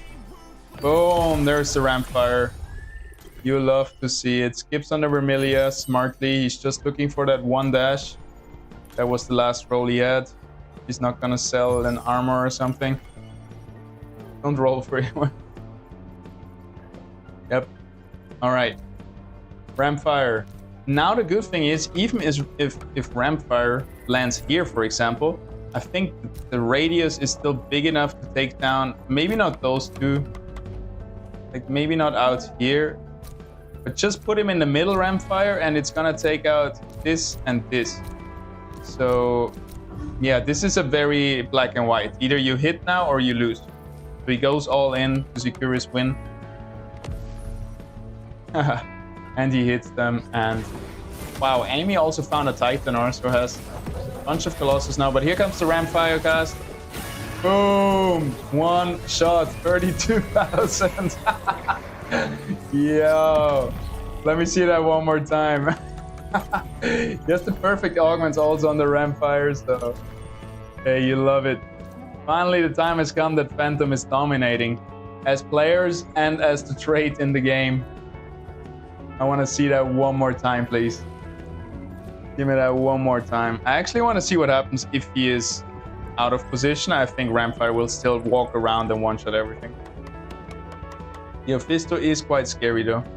But the Ophisto has the stacking ability power augment, which means itself, it doesn't get it. It just gives it to the team. I don't know if Web3 knows that. Because I would assume he doesn't know that, because you would want to give that stacking Omega power to one of your tanks, I guess, or to the Fur Knight that actually stacks the Omega power for the Ophisto, which is one of your win conditions in this match. If Ophisto can somehow one-shot the Rampfire, you're gonna maybe have a chance. So now it's interesting. Now we have a really good positioning against the Rampfire. All the carries are over here. Rampfire is only gonna hit the tanks. It's gonna be stuck on the tanks for a while now. So maybe Inferno will do enough damage. Maybe Phantom actually does enough damage. Rampfire is still alive, still going strong. Tanks are down. Rampfire one more cast, dice in the air. GG, well played. Really good positioning. And yeah, I think I would have loved to see what happens if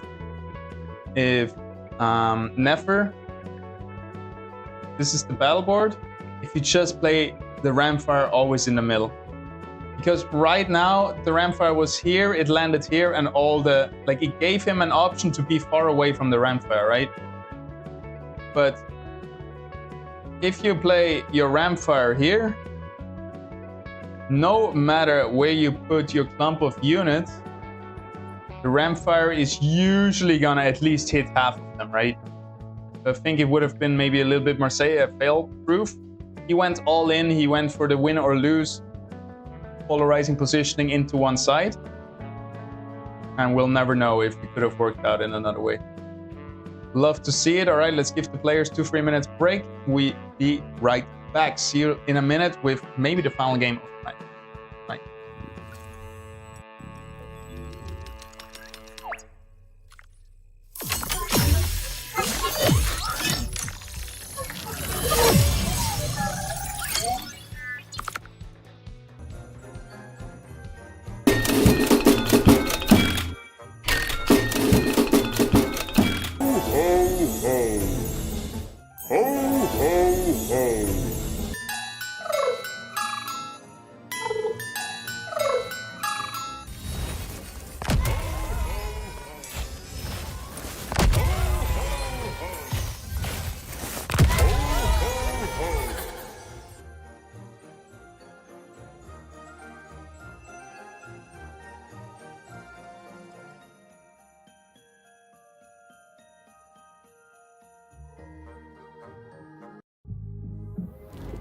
Beyond Wave 3 is kicking off on November 21st, and a whole host of new features are coming with it. The album is getting a major overhaul and a fresh new look. And with Beyond Wave 3, you will be getting a new personal progression page that keeps track of your journey and which rewards you are close to unlocking. New stretch goals and rewards will also be introduced with Beyond Wave 3. With new community and personal stretch goals featuring emotes, battle boards, drone blasts, and exclusive Illuvatars, we will also be introducing a new reward system. Instead of relying on a number of disc spot, we will rely on a point system. Every standard disc will give you 1 point, every mega disc will give you 6 points, alpha standard discs will give 3 points, and alpha mega discs will give 27 points. This way you can see an updated point score with every disc that you open. We're also excited to introduce new leaderboards and rewards. The Set 1 leaderboard will see an increase in rewards, and we're also introducing a wave-specific leaderboard that will last the entire wave. Over 3 months of competition, players will be vying for a growing prize pool that will reward the top 250 participants by the end of the wave. As more ETH is spent, the prize pool will continue to grow, creating a substantial reward everyone will be excited to compete for. We will also be crowning a wave winner, who will receive a special, one-of-a-kind Illuvatar to commemorate their achievement. For full details, be sure to check out the blog post linked below. Wave 3 brings a ton of new changes to Illuvium Beyond. So get ready, Rangers. Wave 3 is kicking off on November 21st.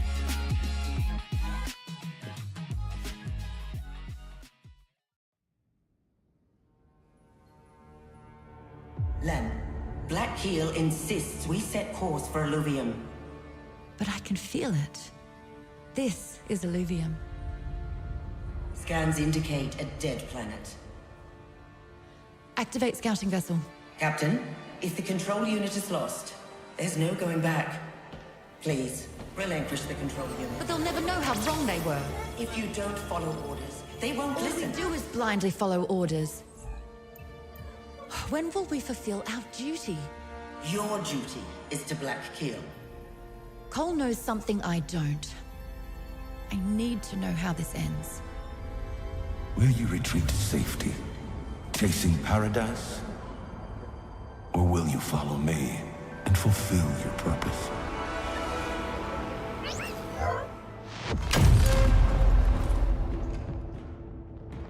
Officer Herc, let me resolve this peacefully.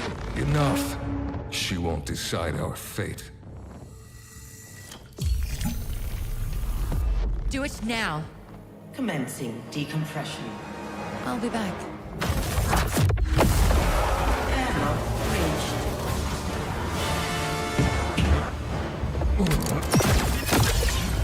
Stasis initiated.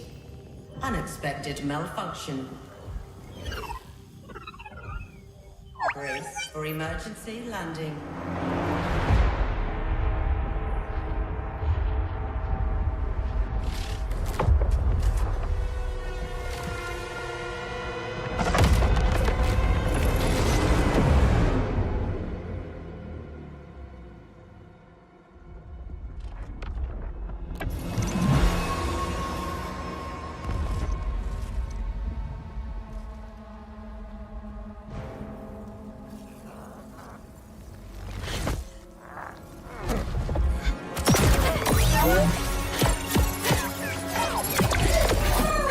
Forgot to charge again, huh?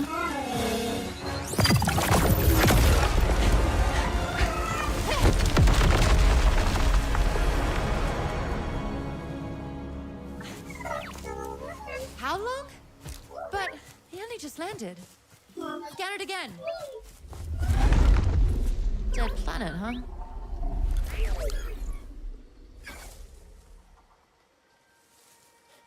Cole was right.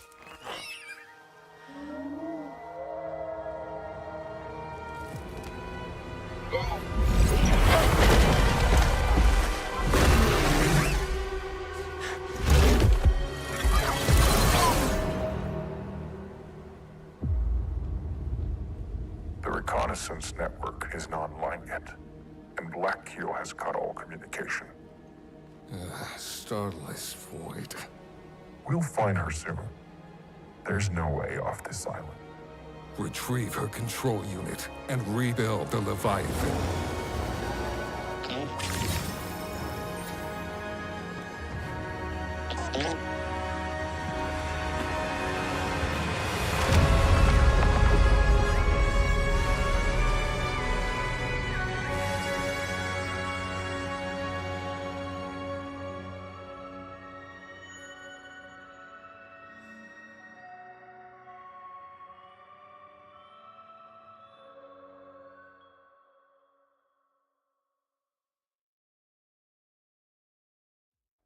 To get started playing in Illuvium, you first need to set up your IMX passport. Click on Account in the top right, create account, log in with your preferred email, enter the verification code sent to your email, and then select Yes. Then choose your name, and that's it. Your IMX passport is all set up. Once your account is set up, head on over to the Epic Store where you can then download the game. When the game has finished installing, launch the game and log in using your IMX passport. Choose your in-game name, and then you'll be taken through the tutorial. Here you'll be introduced to some of the lore and a bit about this mysterious new world. You will learn the mechanics of how to play in the overworld, as well as the basics of Arena, our auto-battler game. Once you have completed the tutorial, you can adventure into your first Stage 0 run in the overworld to start capturing Illuvials, building up your team, and gathering resources for gear upgrades and more. Or jump right into Survival, Ascendant, and Gauntlet to test your skills in the arena. If you want to get started playing Illuvium 0, our city builder game, you can download it for Mac and PC on Epic Games, or on mobile devices through the iOS and Android app stores.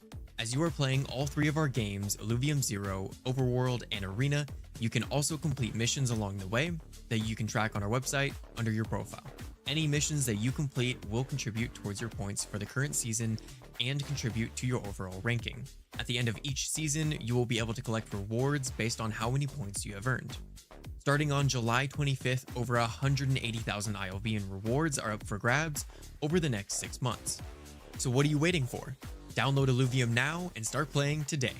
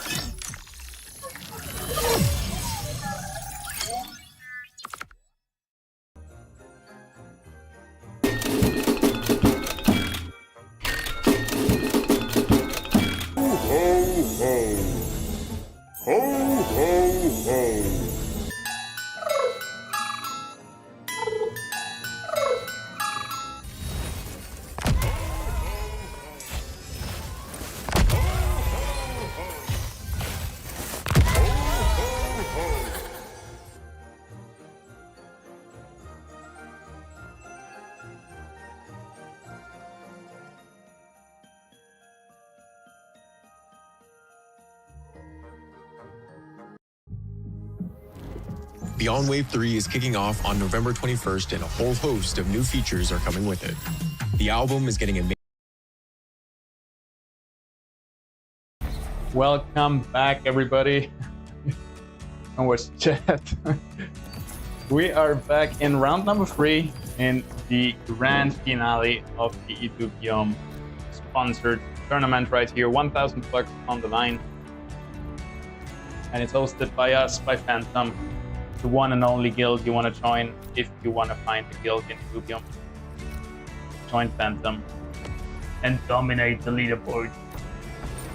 Or just watch Slick right here and copy what he's doing.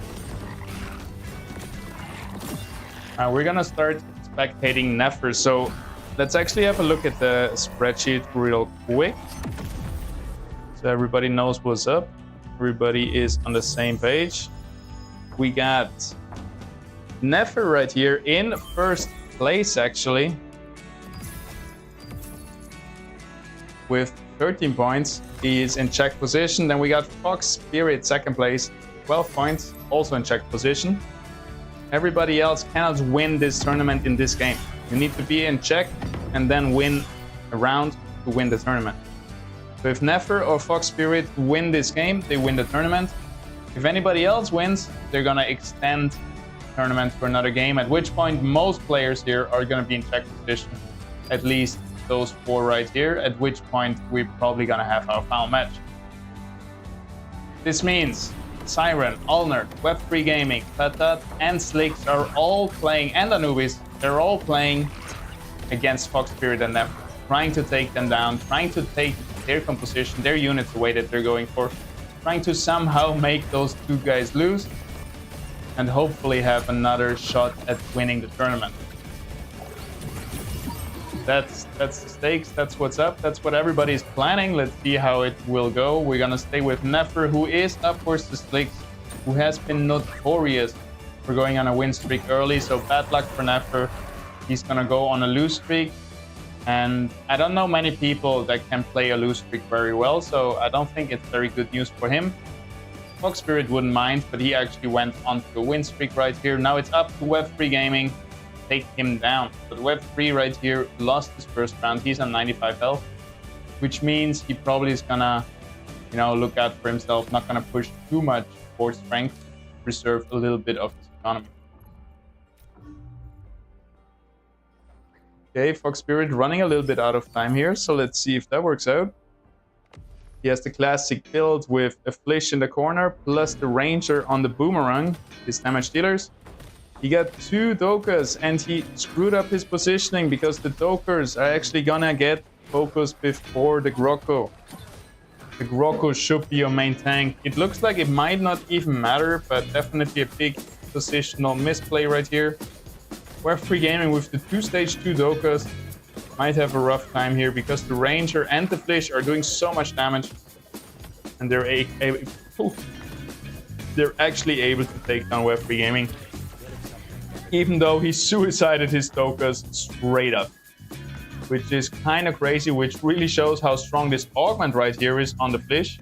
So the white bar that you see right here, that's just coming from the augment. So 1,600 damage, 1,500 damage just from this augment, which means, guys, if you find this one, which does like 100 true damage and reduces healing, take it.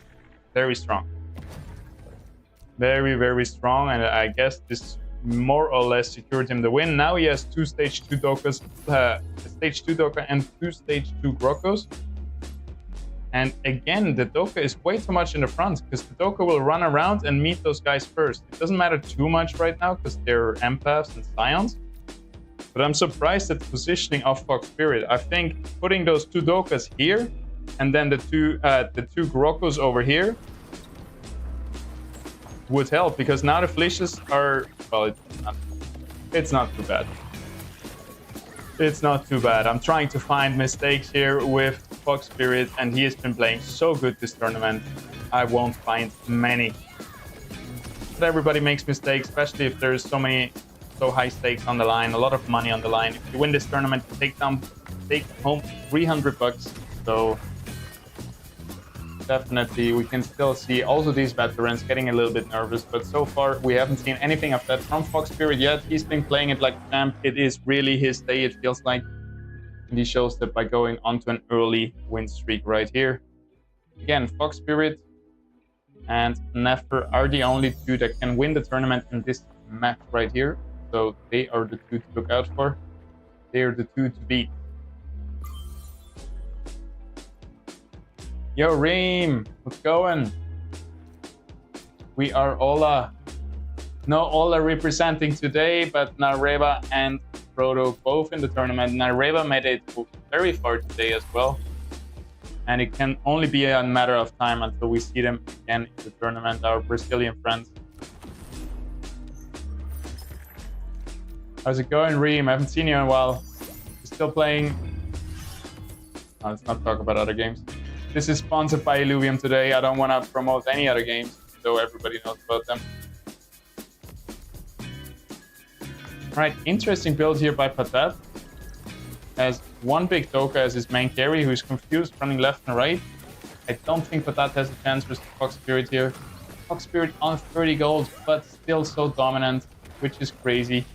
Once he gets going, and he manages to keep up his economy and his health at the same time, which is usually not the case. Usually you have to do one or the other.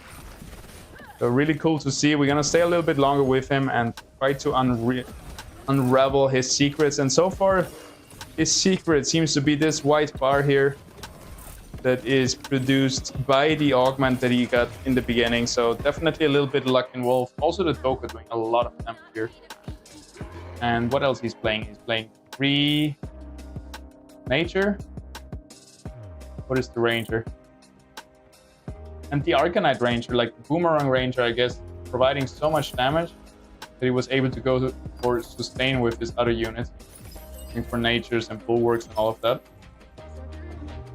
Alner just lost his first round. He was on a win streak until now, which is sad because if you take the win streak into the PvE round, you're gonna get 1-time free win streak money, which is usually what you want to go for.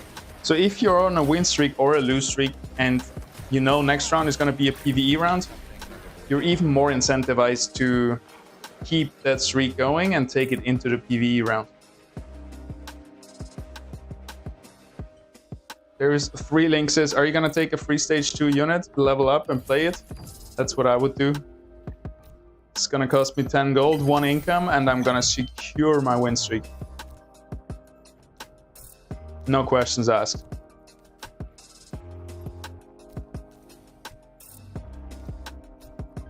Doesn't really want to go for it. He is a man that plays around economy, and it's definitely not a good move for economy. You lose 2 gold.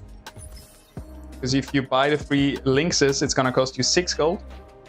But later on you have to sell it and you only get 4 gold back for it. So you're going to lose 2 gold right here, and you're going to lose 1 income, which I wouldn't mind too much about. I would just like to keep my win streak going. But the thing is, the only thing that matters for Fox Spirit right here, the only thing he needs to do is win this game. It doesn't matter if he goes second, third, or whatever. Well, it does matter if he wants to play around second to accumulate points for the final leaderboard. But the only thing that realistically matters for Fox Spirit right here is to win this tournament right here in this match, which means he has to play super greedy. And buying the stage 2 links is gonna maybe make the difference economy-wise between second and third place, or between first and second place. So after consideration, it's cool to see that he pushes every single advantage and he is aiming for first place. He knows his win condition, he knows the decks that can take a first place, and he's gonna decide to go for one of them. Right now he's still staying very flexible. All his units on the board are tier 0 units. He has exactly 1 gold on the board, plus his ranger on the wildfire weapon. Just because of the weapon, it looks like he goes for wildfire, but he's also keeping the mystic to maybe go a rogue build. He also has that Apon, so mystic is not so far away, would give him a good power spike. And superior positioning, plus those augments, those passive damage augments. Look at that. You got the Flish, who heals himself, by the way, when he casts. It's a very sustainable target to put those passive damage augments on. And now he has a Meteor and this other one, which means the Flish is just going to be first damage with 70% of his damage just dealt by those 2 augments. You can see it in a second. I think Meteor does magic damage, so you don't see it just with the white bar anymore, but yeah, it's pretty crazy. Flish going down though, so wrong target to hold those augments, because I was saying high sustain target, but a stage 1 Flish is a stage 1 Flish, right? Especially versus rogues. Easily he can go down with a chip damage. That's what happened, but he's still winning, which is pretty crazy. Because this was a very unfavorable outcome of the match, and he's still doing great. So yeah, that just shows how far ahead he is. And we're gonna swap and watch somebody else as soon as Fox Spirit loses a round. If that doesn't happen, we're gonna stay with him till the end. And we will have liked the journey. Classic side swap coming in every round. Does he now redo his augments onto the Fern? I think the Fern will be able to tank way better. Just swap positioning, put the Fern actually in the corner, and put the augments onto the Fern.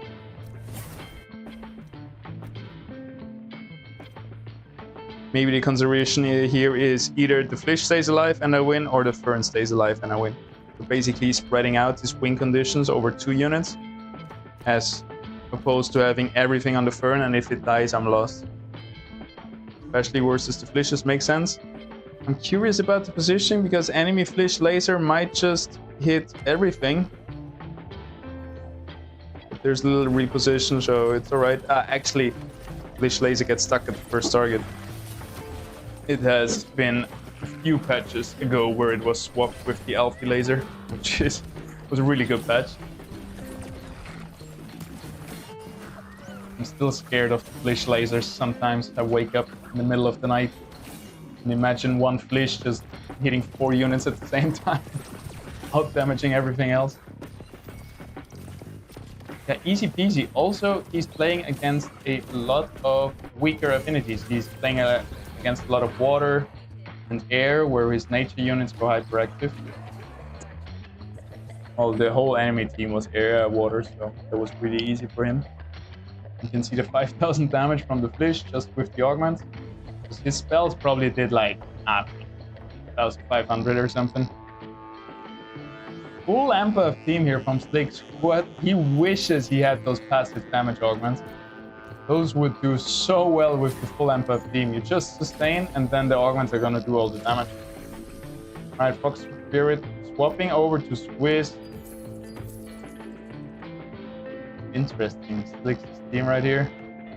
Fox Spirit on a 7-game win streak, which is so hard to do in such a stacked lobby as we have right here. Big shout out to him. Crazy to see. Yeah, I should have cleaned my kitchen a little bit before. Let me sit in the front of it. Yeah, I'm looking like old school Scoriox with all these dirty clothes in the background. Well, I'm traveling. I don't have the luxury of my office, so that's what we gotta work with. We're also gotta work with the mireless mic that I bought for 20 bucks on AliExpress. I hope you like it. I hope it's good enough. And yeah, slowly but surely we got a pretty good streaming setup while traveling. Looking more at the camera, do you see my neckline, my neck pen? It's pretty disgusting. I have to just get out there one day and burn my body. Because I always surf with a shirt, long sleeve shirt. I don't want to get too overexposed from the sun. Well, it was the worst time to talk about my neck tan because Fox Spirit actually got taken down by Flix's full Empath team. Look at that. How do they do even 2,600 damage with Empath? What is this? How did they all do so much damage? What? Did Slicks bring out Exodia? How did this happen? 7 Empaths, unkillable, all of them more than 2,000 damage. I guess because it was an overtime match, right? It lasted so long. Twisted 9,500 to finish it. That's insanity. Slicks is probably cursing. Fox Spirit is cursing Slicks right here, taking down his win streak just before the PvE round. Such a cheesy composition.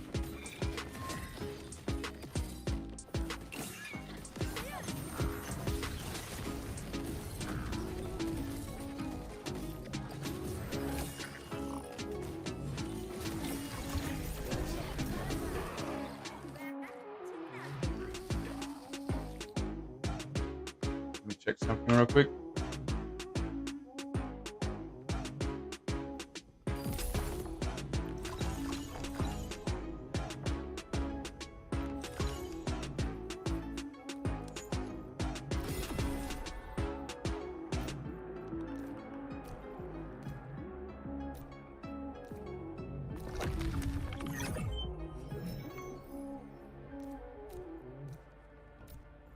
Yo, our Twitter stream died. Try to restart that.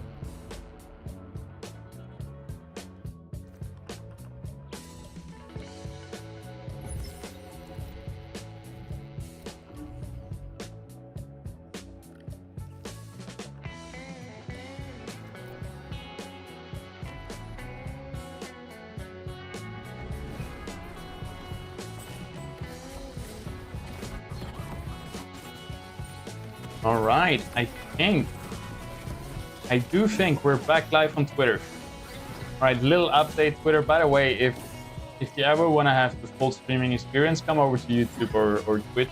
That's where I'm also streaming. I'm multi-streaming. But little update for the Twitter folks. Sorry, the stream crashed. We are in the third game of the finals. Fox Spirit right here and Nefer from Phantom are in prime position, in check position to take down the tournament. It's $1,000 on the line, and if Nefer or Fox Spirit win, they win the tournament. Everybody else is trying to take them down, not let them win, and extend the tournament for another match and give themselves the chance of winning. That's what's up, that's the stakes, and I've been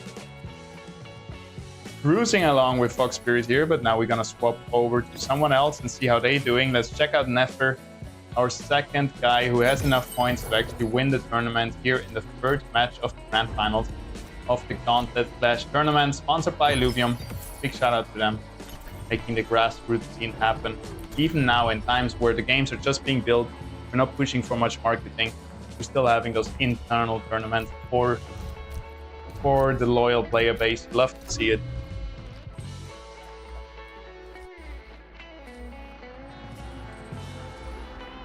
All right. So we have Nefer right here. Let me just remove the post. Clean up my timeline a bit. We got Nefer right here. He's down to 54 health, but he's not looking bad. Still got 60 gold, so his economy is in place, which makes sense, right? So,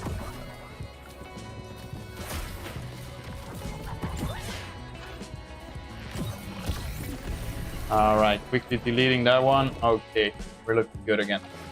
So Nefer down to 41 life now. He lost a big fight here.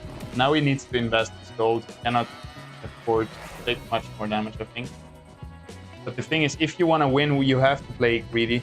So he might have to take more damage, stack up more economy, and actually roll for the units he wants to find. Here he finds the Gorilla. I haven't seen a staged Gorilla being played in ages, so that's interesting. That is a long forgotten unit that we haven't seen being built in a long time, especially not with a Chukwal to actually activate Predator. Because Chukwal is one of the most sought after units at the moment, so usually it's heavily contested. But yeah, Nefer seems to be going to play hard rogues, probably gonna go into Rampfire later on, with Phantom being one of the most dominant traits here in this tournament so far. The Phantom wasn't able to secure first place yet, but I think 2 times second place in those 2 games. So definitely a good bet, and yeah, Gorilla is also really good to back that up. You do want to activate Predator though, sooner or later, right? So I guess he's still fishing for the Chukwal. It just didn't come up naturally yet. He hasn't rolled down a lot of gold. He's still sitting on 70. And hopefully the Gorilla will give him enough momentum, enough force strength, and enough of a power spike to really sustain right here. Does look good though. Where's the Slicks with the full Empath build? Should be able to burst through it, right? Now it's just being permanently stunned. He needs a bit more damage to take them down. Come on. There he goes. That was so close. They almost out-sustained his damage. He's still not... They might still do it. Oh my god, with the Adorado just out-healing everybody. What is Slicks doing, man? Let's actually swap over to Slicks. I have not seen this before.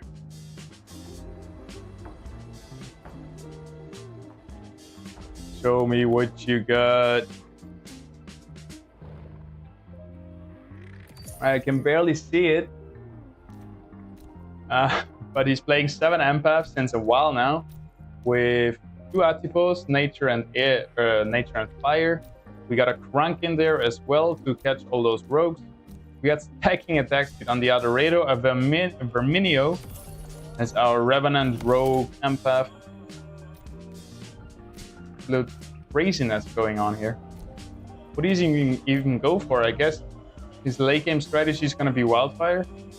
Building that Crunk, he's building that Fern, he's building, going for Wildfire, but it's a little bit harder to, for example, get the Chukwal, the Chukundi. When you're already level 7, you only have 25% chance of getting tier 1 unit. But hey, he's looking great. He's got those augments that he needs. And I didn't think he would sustain into a 6-game win streak with 7 empaths, which is pretty insane. I've never seen that, but it has been working out really well for him. And yeah, his top priority is winning the lobby to deny the win from Fox Spirit and Nefer. Nefer seems to be going down, so Fox Spirit is the only one that seems like he might be able to take down the tournament right here in the 3rd game in a speed run. But maybe Slicks takes us to a 4th game. There's the Tyriog. That's going to be huge for him. And again, Slicks has been playing it very similar for all 3 games. Low economy, a lot of board strength. Just push your money onto the board, save your HP. And yeah, I've been surprised that not much of the other players have been playing more aggressively to counter that a little bit. Because if everybody pushes all their money onto the board, this is not so effective anymore. This really works best when everybody is playing around the economy. And you just out-tempo them.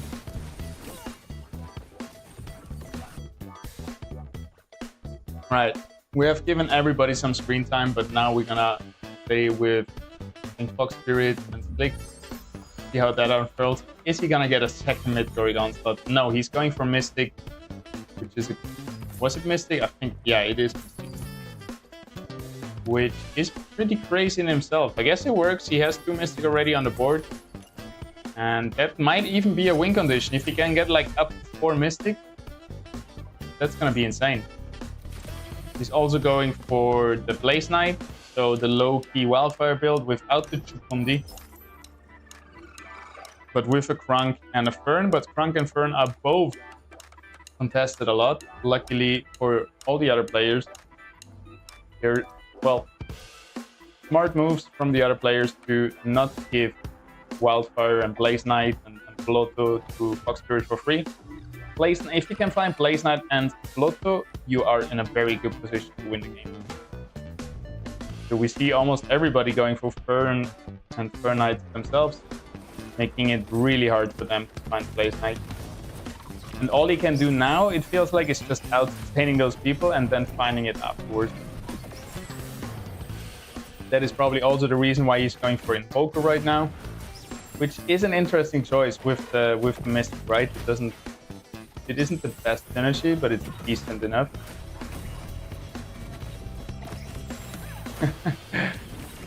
Most damage dealt? Krunk, right here. 3,700 damage by Krunk. How is that even working? What? How do you do this?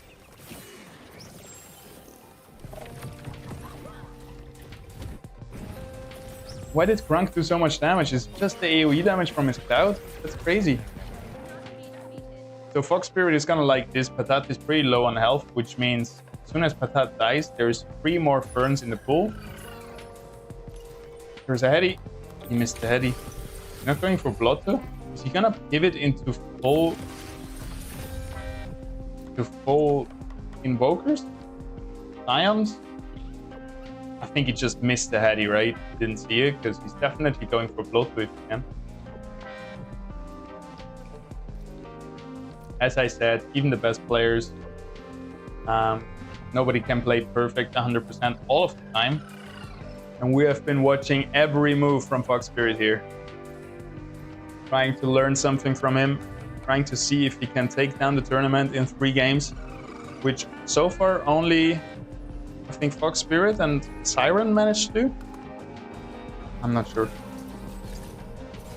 Big team here from Anubis with Shock. Or at least 1 Shock, he doesn't have a second one yet.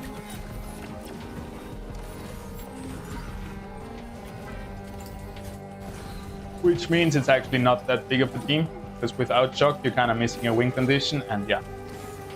Not enough damage here. Fox Spirit is having an easy time, slowly chipping away, slowly killing Anubis unit. Because Fox Spirit has sustain, he has damage. Anubis has sustain, but he doesn't really have heal. The Fox Spirit is just out healing the damage that Anubis does. 8,000 damage by the Sin Elf if this guy stays alive. That is pretty good for him. Alright, here Web3 Gaming TV with SC Foros. So was early rolling for a Invoker, but now he's just missing the Sin Elf. Seeing that so many people are going for those whizzes, for those Alfies, Web3 Gaming, one of the core units that he needs for C4s to work is a Sin Elf stage 2 Crimp, so he can activate Invoker. So I guess a little bit unlucky here to not find the third copy. And Fox Spirit is cruising with 3 Mystic. Mystic has been buffed in the recent patches, but still very strong. Still has a Grocko in there. So yeah, Grocko is the unit to build.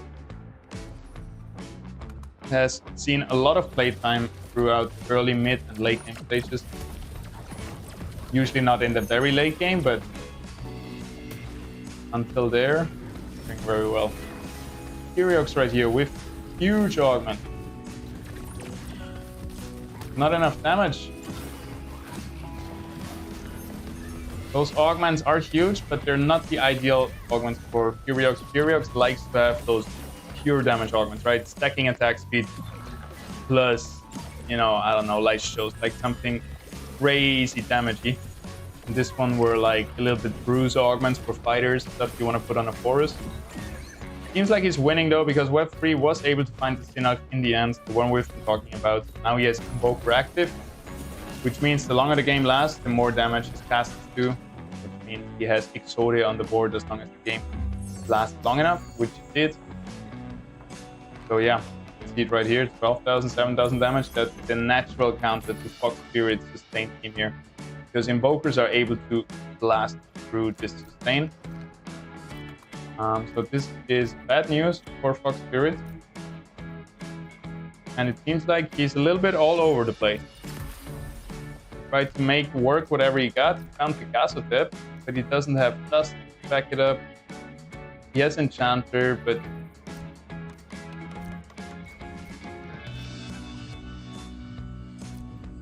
yeah.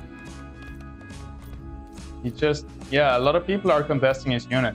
So he's still far away from the Blotto and Blaze Knight, which could be a win condition. Not finding that Oxbius. Still far away from the Gaze here, who would give him 3 Mystic, which would be also 4 Mystic. Yeah, 4 Mystic. They would need an Adorius or Gaze here, still far away from that. So he's splitting up his money here, sitting 8, 12, 17, 27, 30. 37 gold is sitting on his bench, which is not a big deal because Fox Spirit is a genius in managing his economy and he has still 60 gold in the bank. But he definitely wants to soon find some of these copies. But yeah, he has 70 gold. He's chilling. He's chilling. He's chilling. It looked worse versus Web3 because Web3 had the counter to his deck, but he's still very strong. He doesn't need to invest much, and he still has a lot of time to find these Blaze Knights, these Gaziers, and these Blottos. Nefer got kicked out. He tried his best. He played it greedy, as you should, if all that matters is a win to you. He was one of the 2 people who could win the game here. He tried his best. And you either go first or last many times if you have to play aggressively like this. Followed by Siren, Patat, and Alnard. So we have top 4, Web3, Anubis, Slicks, and Fox Spirit. Let's see how they're doing. I do not really want to look away from Fox Spirit here. He is the leading guy. He is the one that can win the tournament right here. And he has been doing great. It has been his day, it seems like.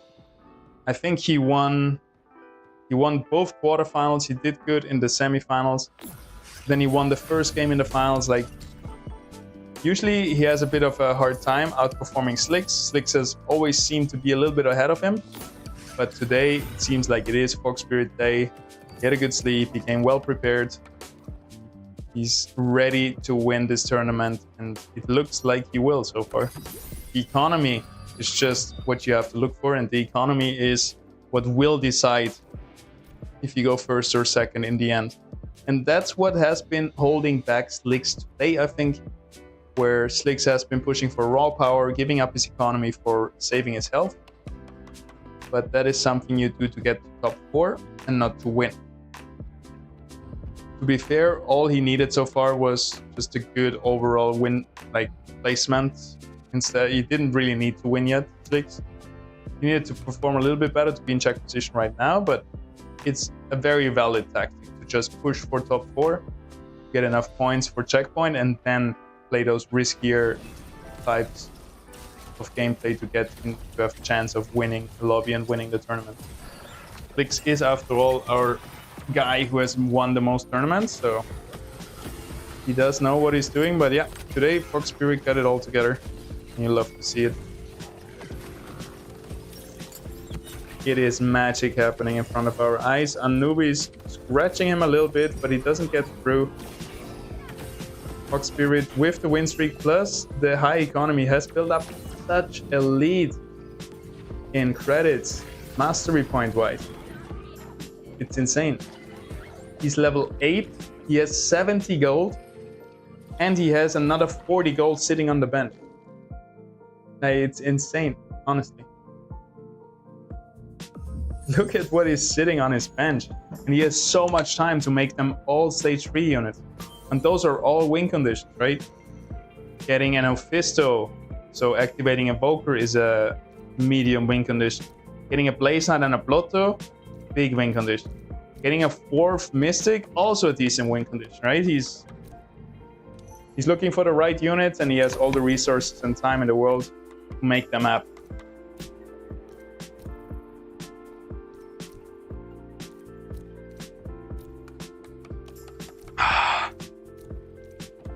Whew, I think that's the first time I drank since we started the event.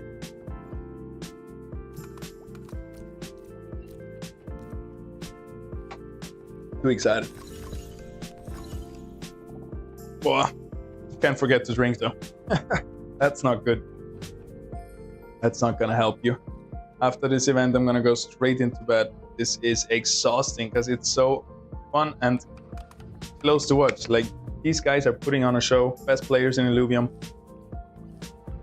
You love to see it.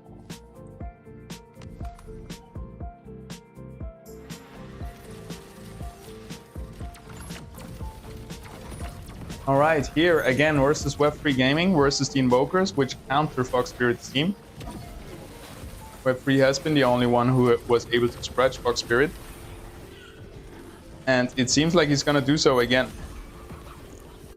Because it's gonna be a long fight, and in a long fight, those Invokers are gonna have the upper hand. Good positioning though. Still looks decent. Needs to take down, yeah, too close. Better than last time, but yeah. Invokers just too strong. 12,000 damage from the Furiox. Insanity.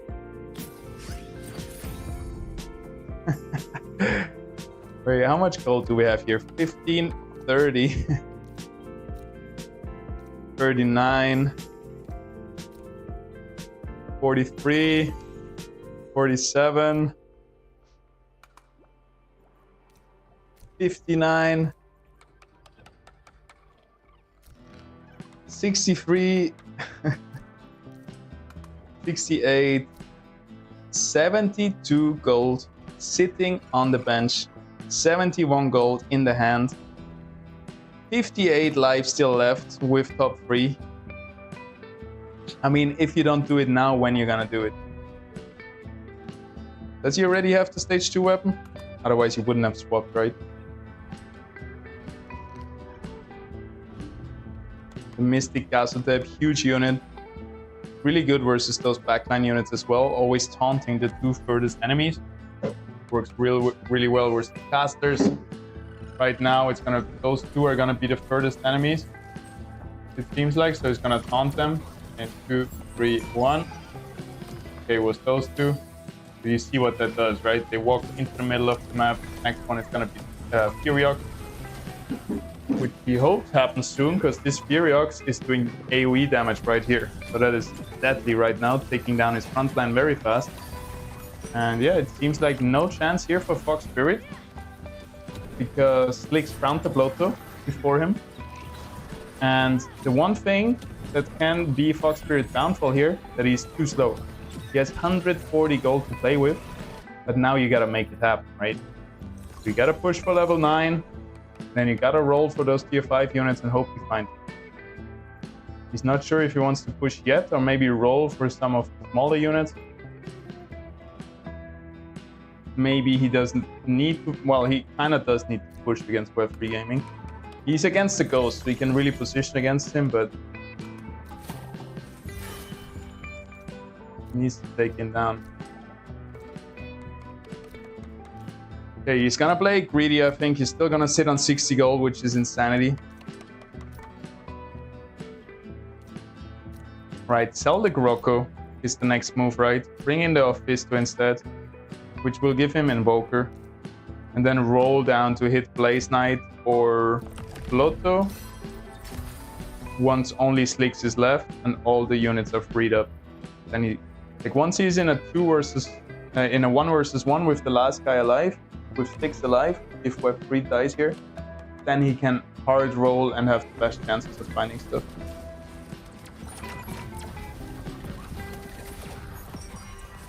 Good positioning here. His main damage deal is in the middle, pretty safe from those lasers coming in.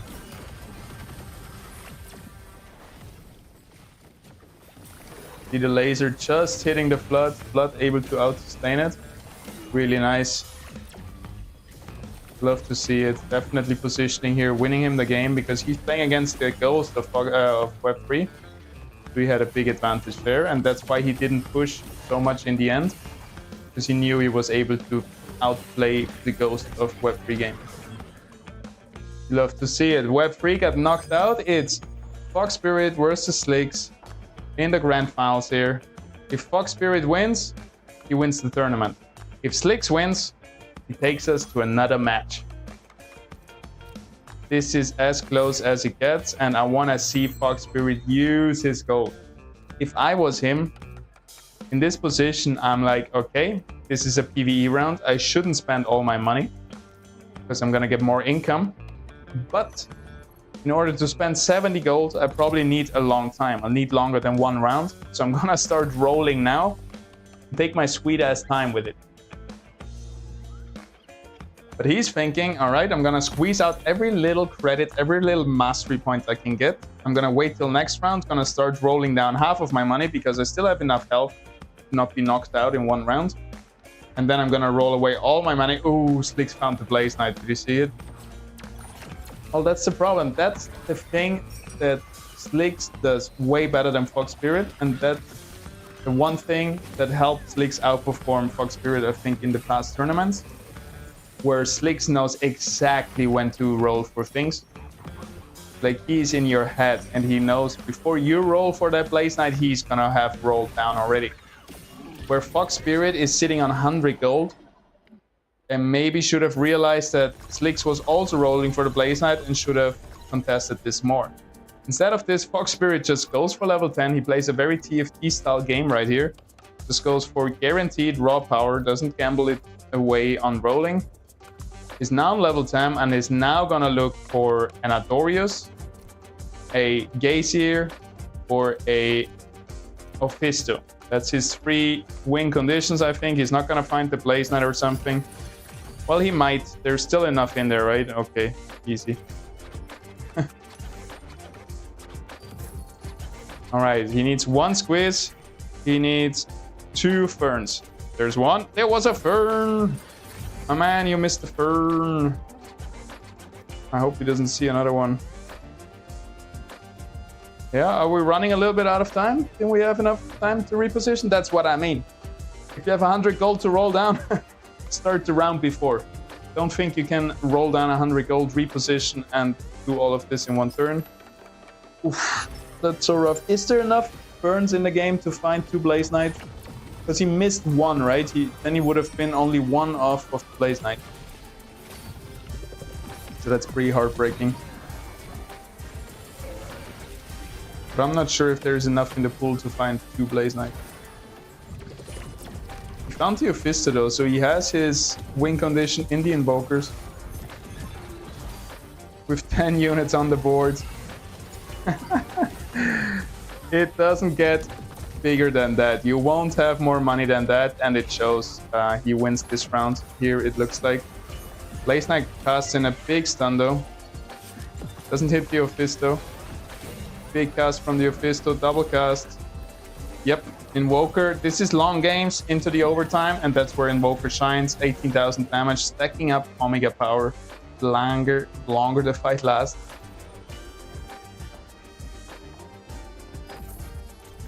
Trying to swap the Goliath with the Grotto. There is the app. GG's, well played. That's another Mystic stack.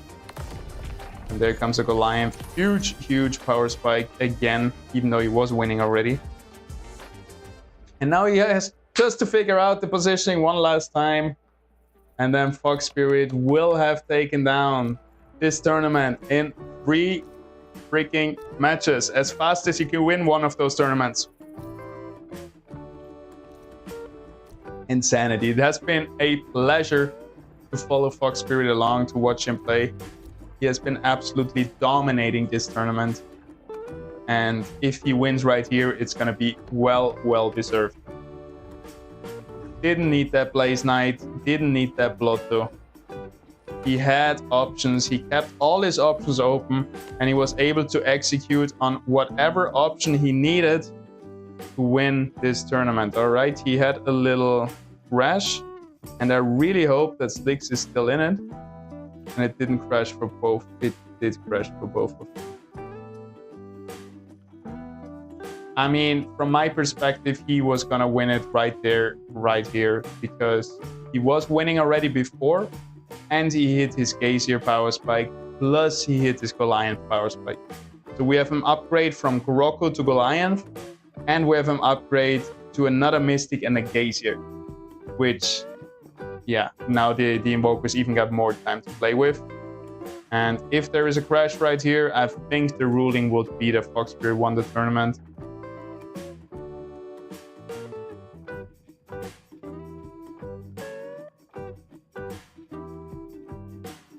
Trying to lock back in. Game has probably resolved. We can also decide... Oh, he's still here. Oh my god, thank god. So what happened? He did lose. Yeah, the other thing, if the game is over, then he won. Because he has enough health to sustain another fight. That was a fast reconnect here. He's been getting good at those reconnects. Positioning wise, not too good. The enemy Blaze Knight is gonna cast into every single unit, stunning everything. Sinalf got stunned out of his cast, which is pretty bad. So he was playing the 50-50, trying to get the Blaze Knight to cast the Gazier. Gazier sitting all alone in the corner. We're taking down... Oof, Blaze Knight, so much damage. Sinalf was finally able to get one cast through. Here comes the Ophisto cast. And this looks like a clean win for Fox Spirit right here. There's nobody left on Slicks' team that stands in the way of Fox Spirit taking down this tournament in the 3rd match of the Grand Finals, taking home $300. Congratulations, well played. Also well played to everybody else, but this has been Fox Spirit's day. This has been Fox Spirit's tournament, and he came up to play. He was ready to dominate, and you love to see it. Well played. Congratulations. He must be feeling good. All right, we're gonna unmute him right here. Congratulations, Fox Spirit. If you want to say a word or two, feel free. That was insanity. Yes. It was. I watched the whole last match of you because I knew you could do it, and it was amazing to see. Well played. Yes, thank you. I got contested hard this game. I can't go Wildfire because Web3 and Slicks try something new. I think he just try contest me, but in this way, I chose other tactic. I have not only Wildfire, I can play and win. And I follow my strategy. And I win, and I'm happy. Congrats, man. It was so cool to see because you are a master of economy, and it showed. Because at one point you had 70 gold in your hands, 70 health left, and I think about 70 gold on the bench as well, which was crazy. So you kept all your options open. In the end, you went for level 10 and then just decided, okay, I don't get Blaze Knight and Blotto, I just go for Invokers and win that way, just by pure strength and pure economy, just overpowering your enemies. Yes, because mostly for now, economy win game, not strategy choice. And if you high roll at start, like you have good units stage 2, you have good AUK at round 8, then you good. If no, I go all time in economy. I lose HP, but I go in it because I know it's win strategy. You win game with it. And I see, yes, they have my wildfire units, but I know when one of them eliminated, I can roll and got all units I need. Yeah. So yeah, it's how I play. GG's. Hey, it worked and you came to play. It seemed like you were really on point today. Like everything worked out. You had already 2 wins in the quarterfinals and stuff. So it really seemed like your day, and you showed up and you played it good and well deserved. Well played, man. Yeah, most of time I'm unlucky with AUX, with cheap, with some True Strike or something else. But at this last game, when I see second legendary AUK Mystic, oh yeah, yeah. I think finally I got something. Only a bit luck, and yeah, it's really helped you, I think, keep all the options open. Because Mystic, you can play around anything, and yeah, it was just raw board strength that helped you carry even more momentum into the late game. Mystic, Enchanter, it's what I focus in this game. Yeah. And I got Granite only around last round. So I have only one Scarabog full game, and I stay with this Grok, Air Grok, and where are my Scarabogs? And then, was there a disconnect and you reconnected very fast? Yes, I think it's to disconnect this game. Oh yeah, I was a bit scared. But this last round, this disconnect, how they work. Game disconnect you, I come back, game show me that I lose round, but I don't lose HP. And Slicks also don't lose HP. And we play again this round. And most of their think that you lose your win streak at this point. You lose win streak, you lose economy. It's most of bad things. Yeah, because you already won the game before, and then you had like Acacia Power Spike and the Goliath Power Spike, so I was sure you're gonna win that one. So I was just hoping we didn't have to, I don't know what we would have done, but cool to see it play out. And yeah, congrats, well played, cool to see. Thank you. $300 to you. And now we're gonna unmute Slicks here and say what he has, see what he has to say in his defense. Not really defense, but yeah, well played, second place. Yeah, I'm not sure if I should defend myself. No. But I can speak on my gameplay instead. I felt I played really good today, but I felt like the luck wasn't on my side today, so I'm actually happy with second place today. Because usually when it's close, you need that extra little small luck, like a Mystic Emblem or something. That was like the game changer. And I thought I still had a chance if I could have hit Scoriox, but I was surprised when I didn't hit it, and then I was like, oh yeah, I have lost.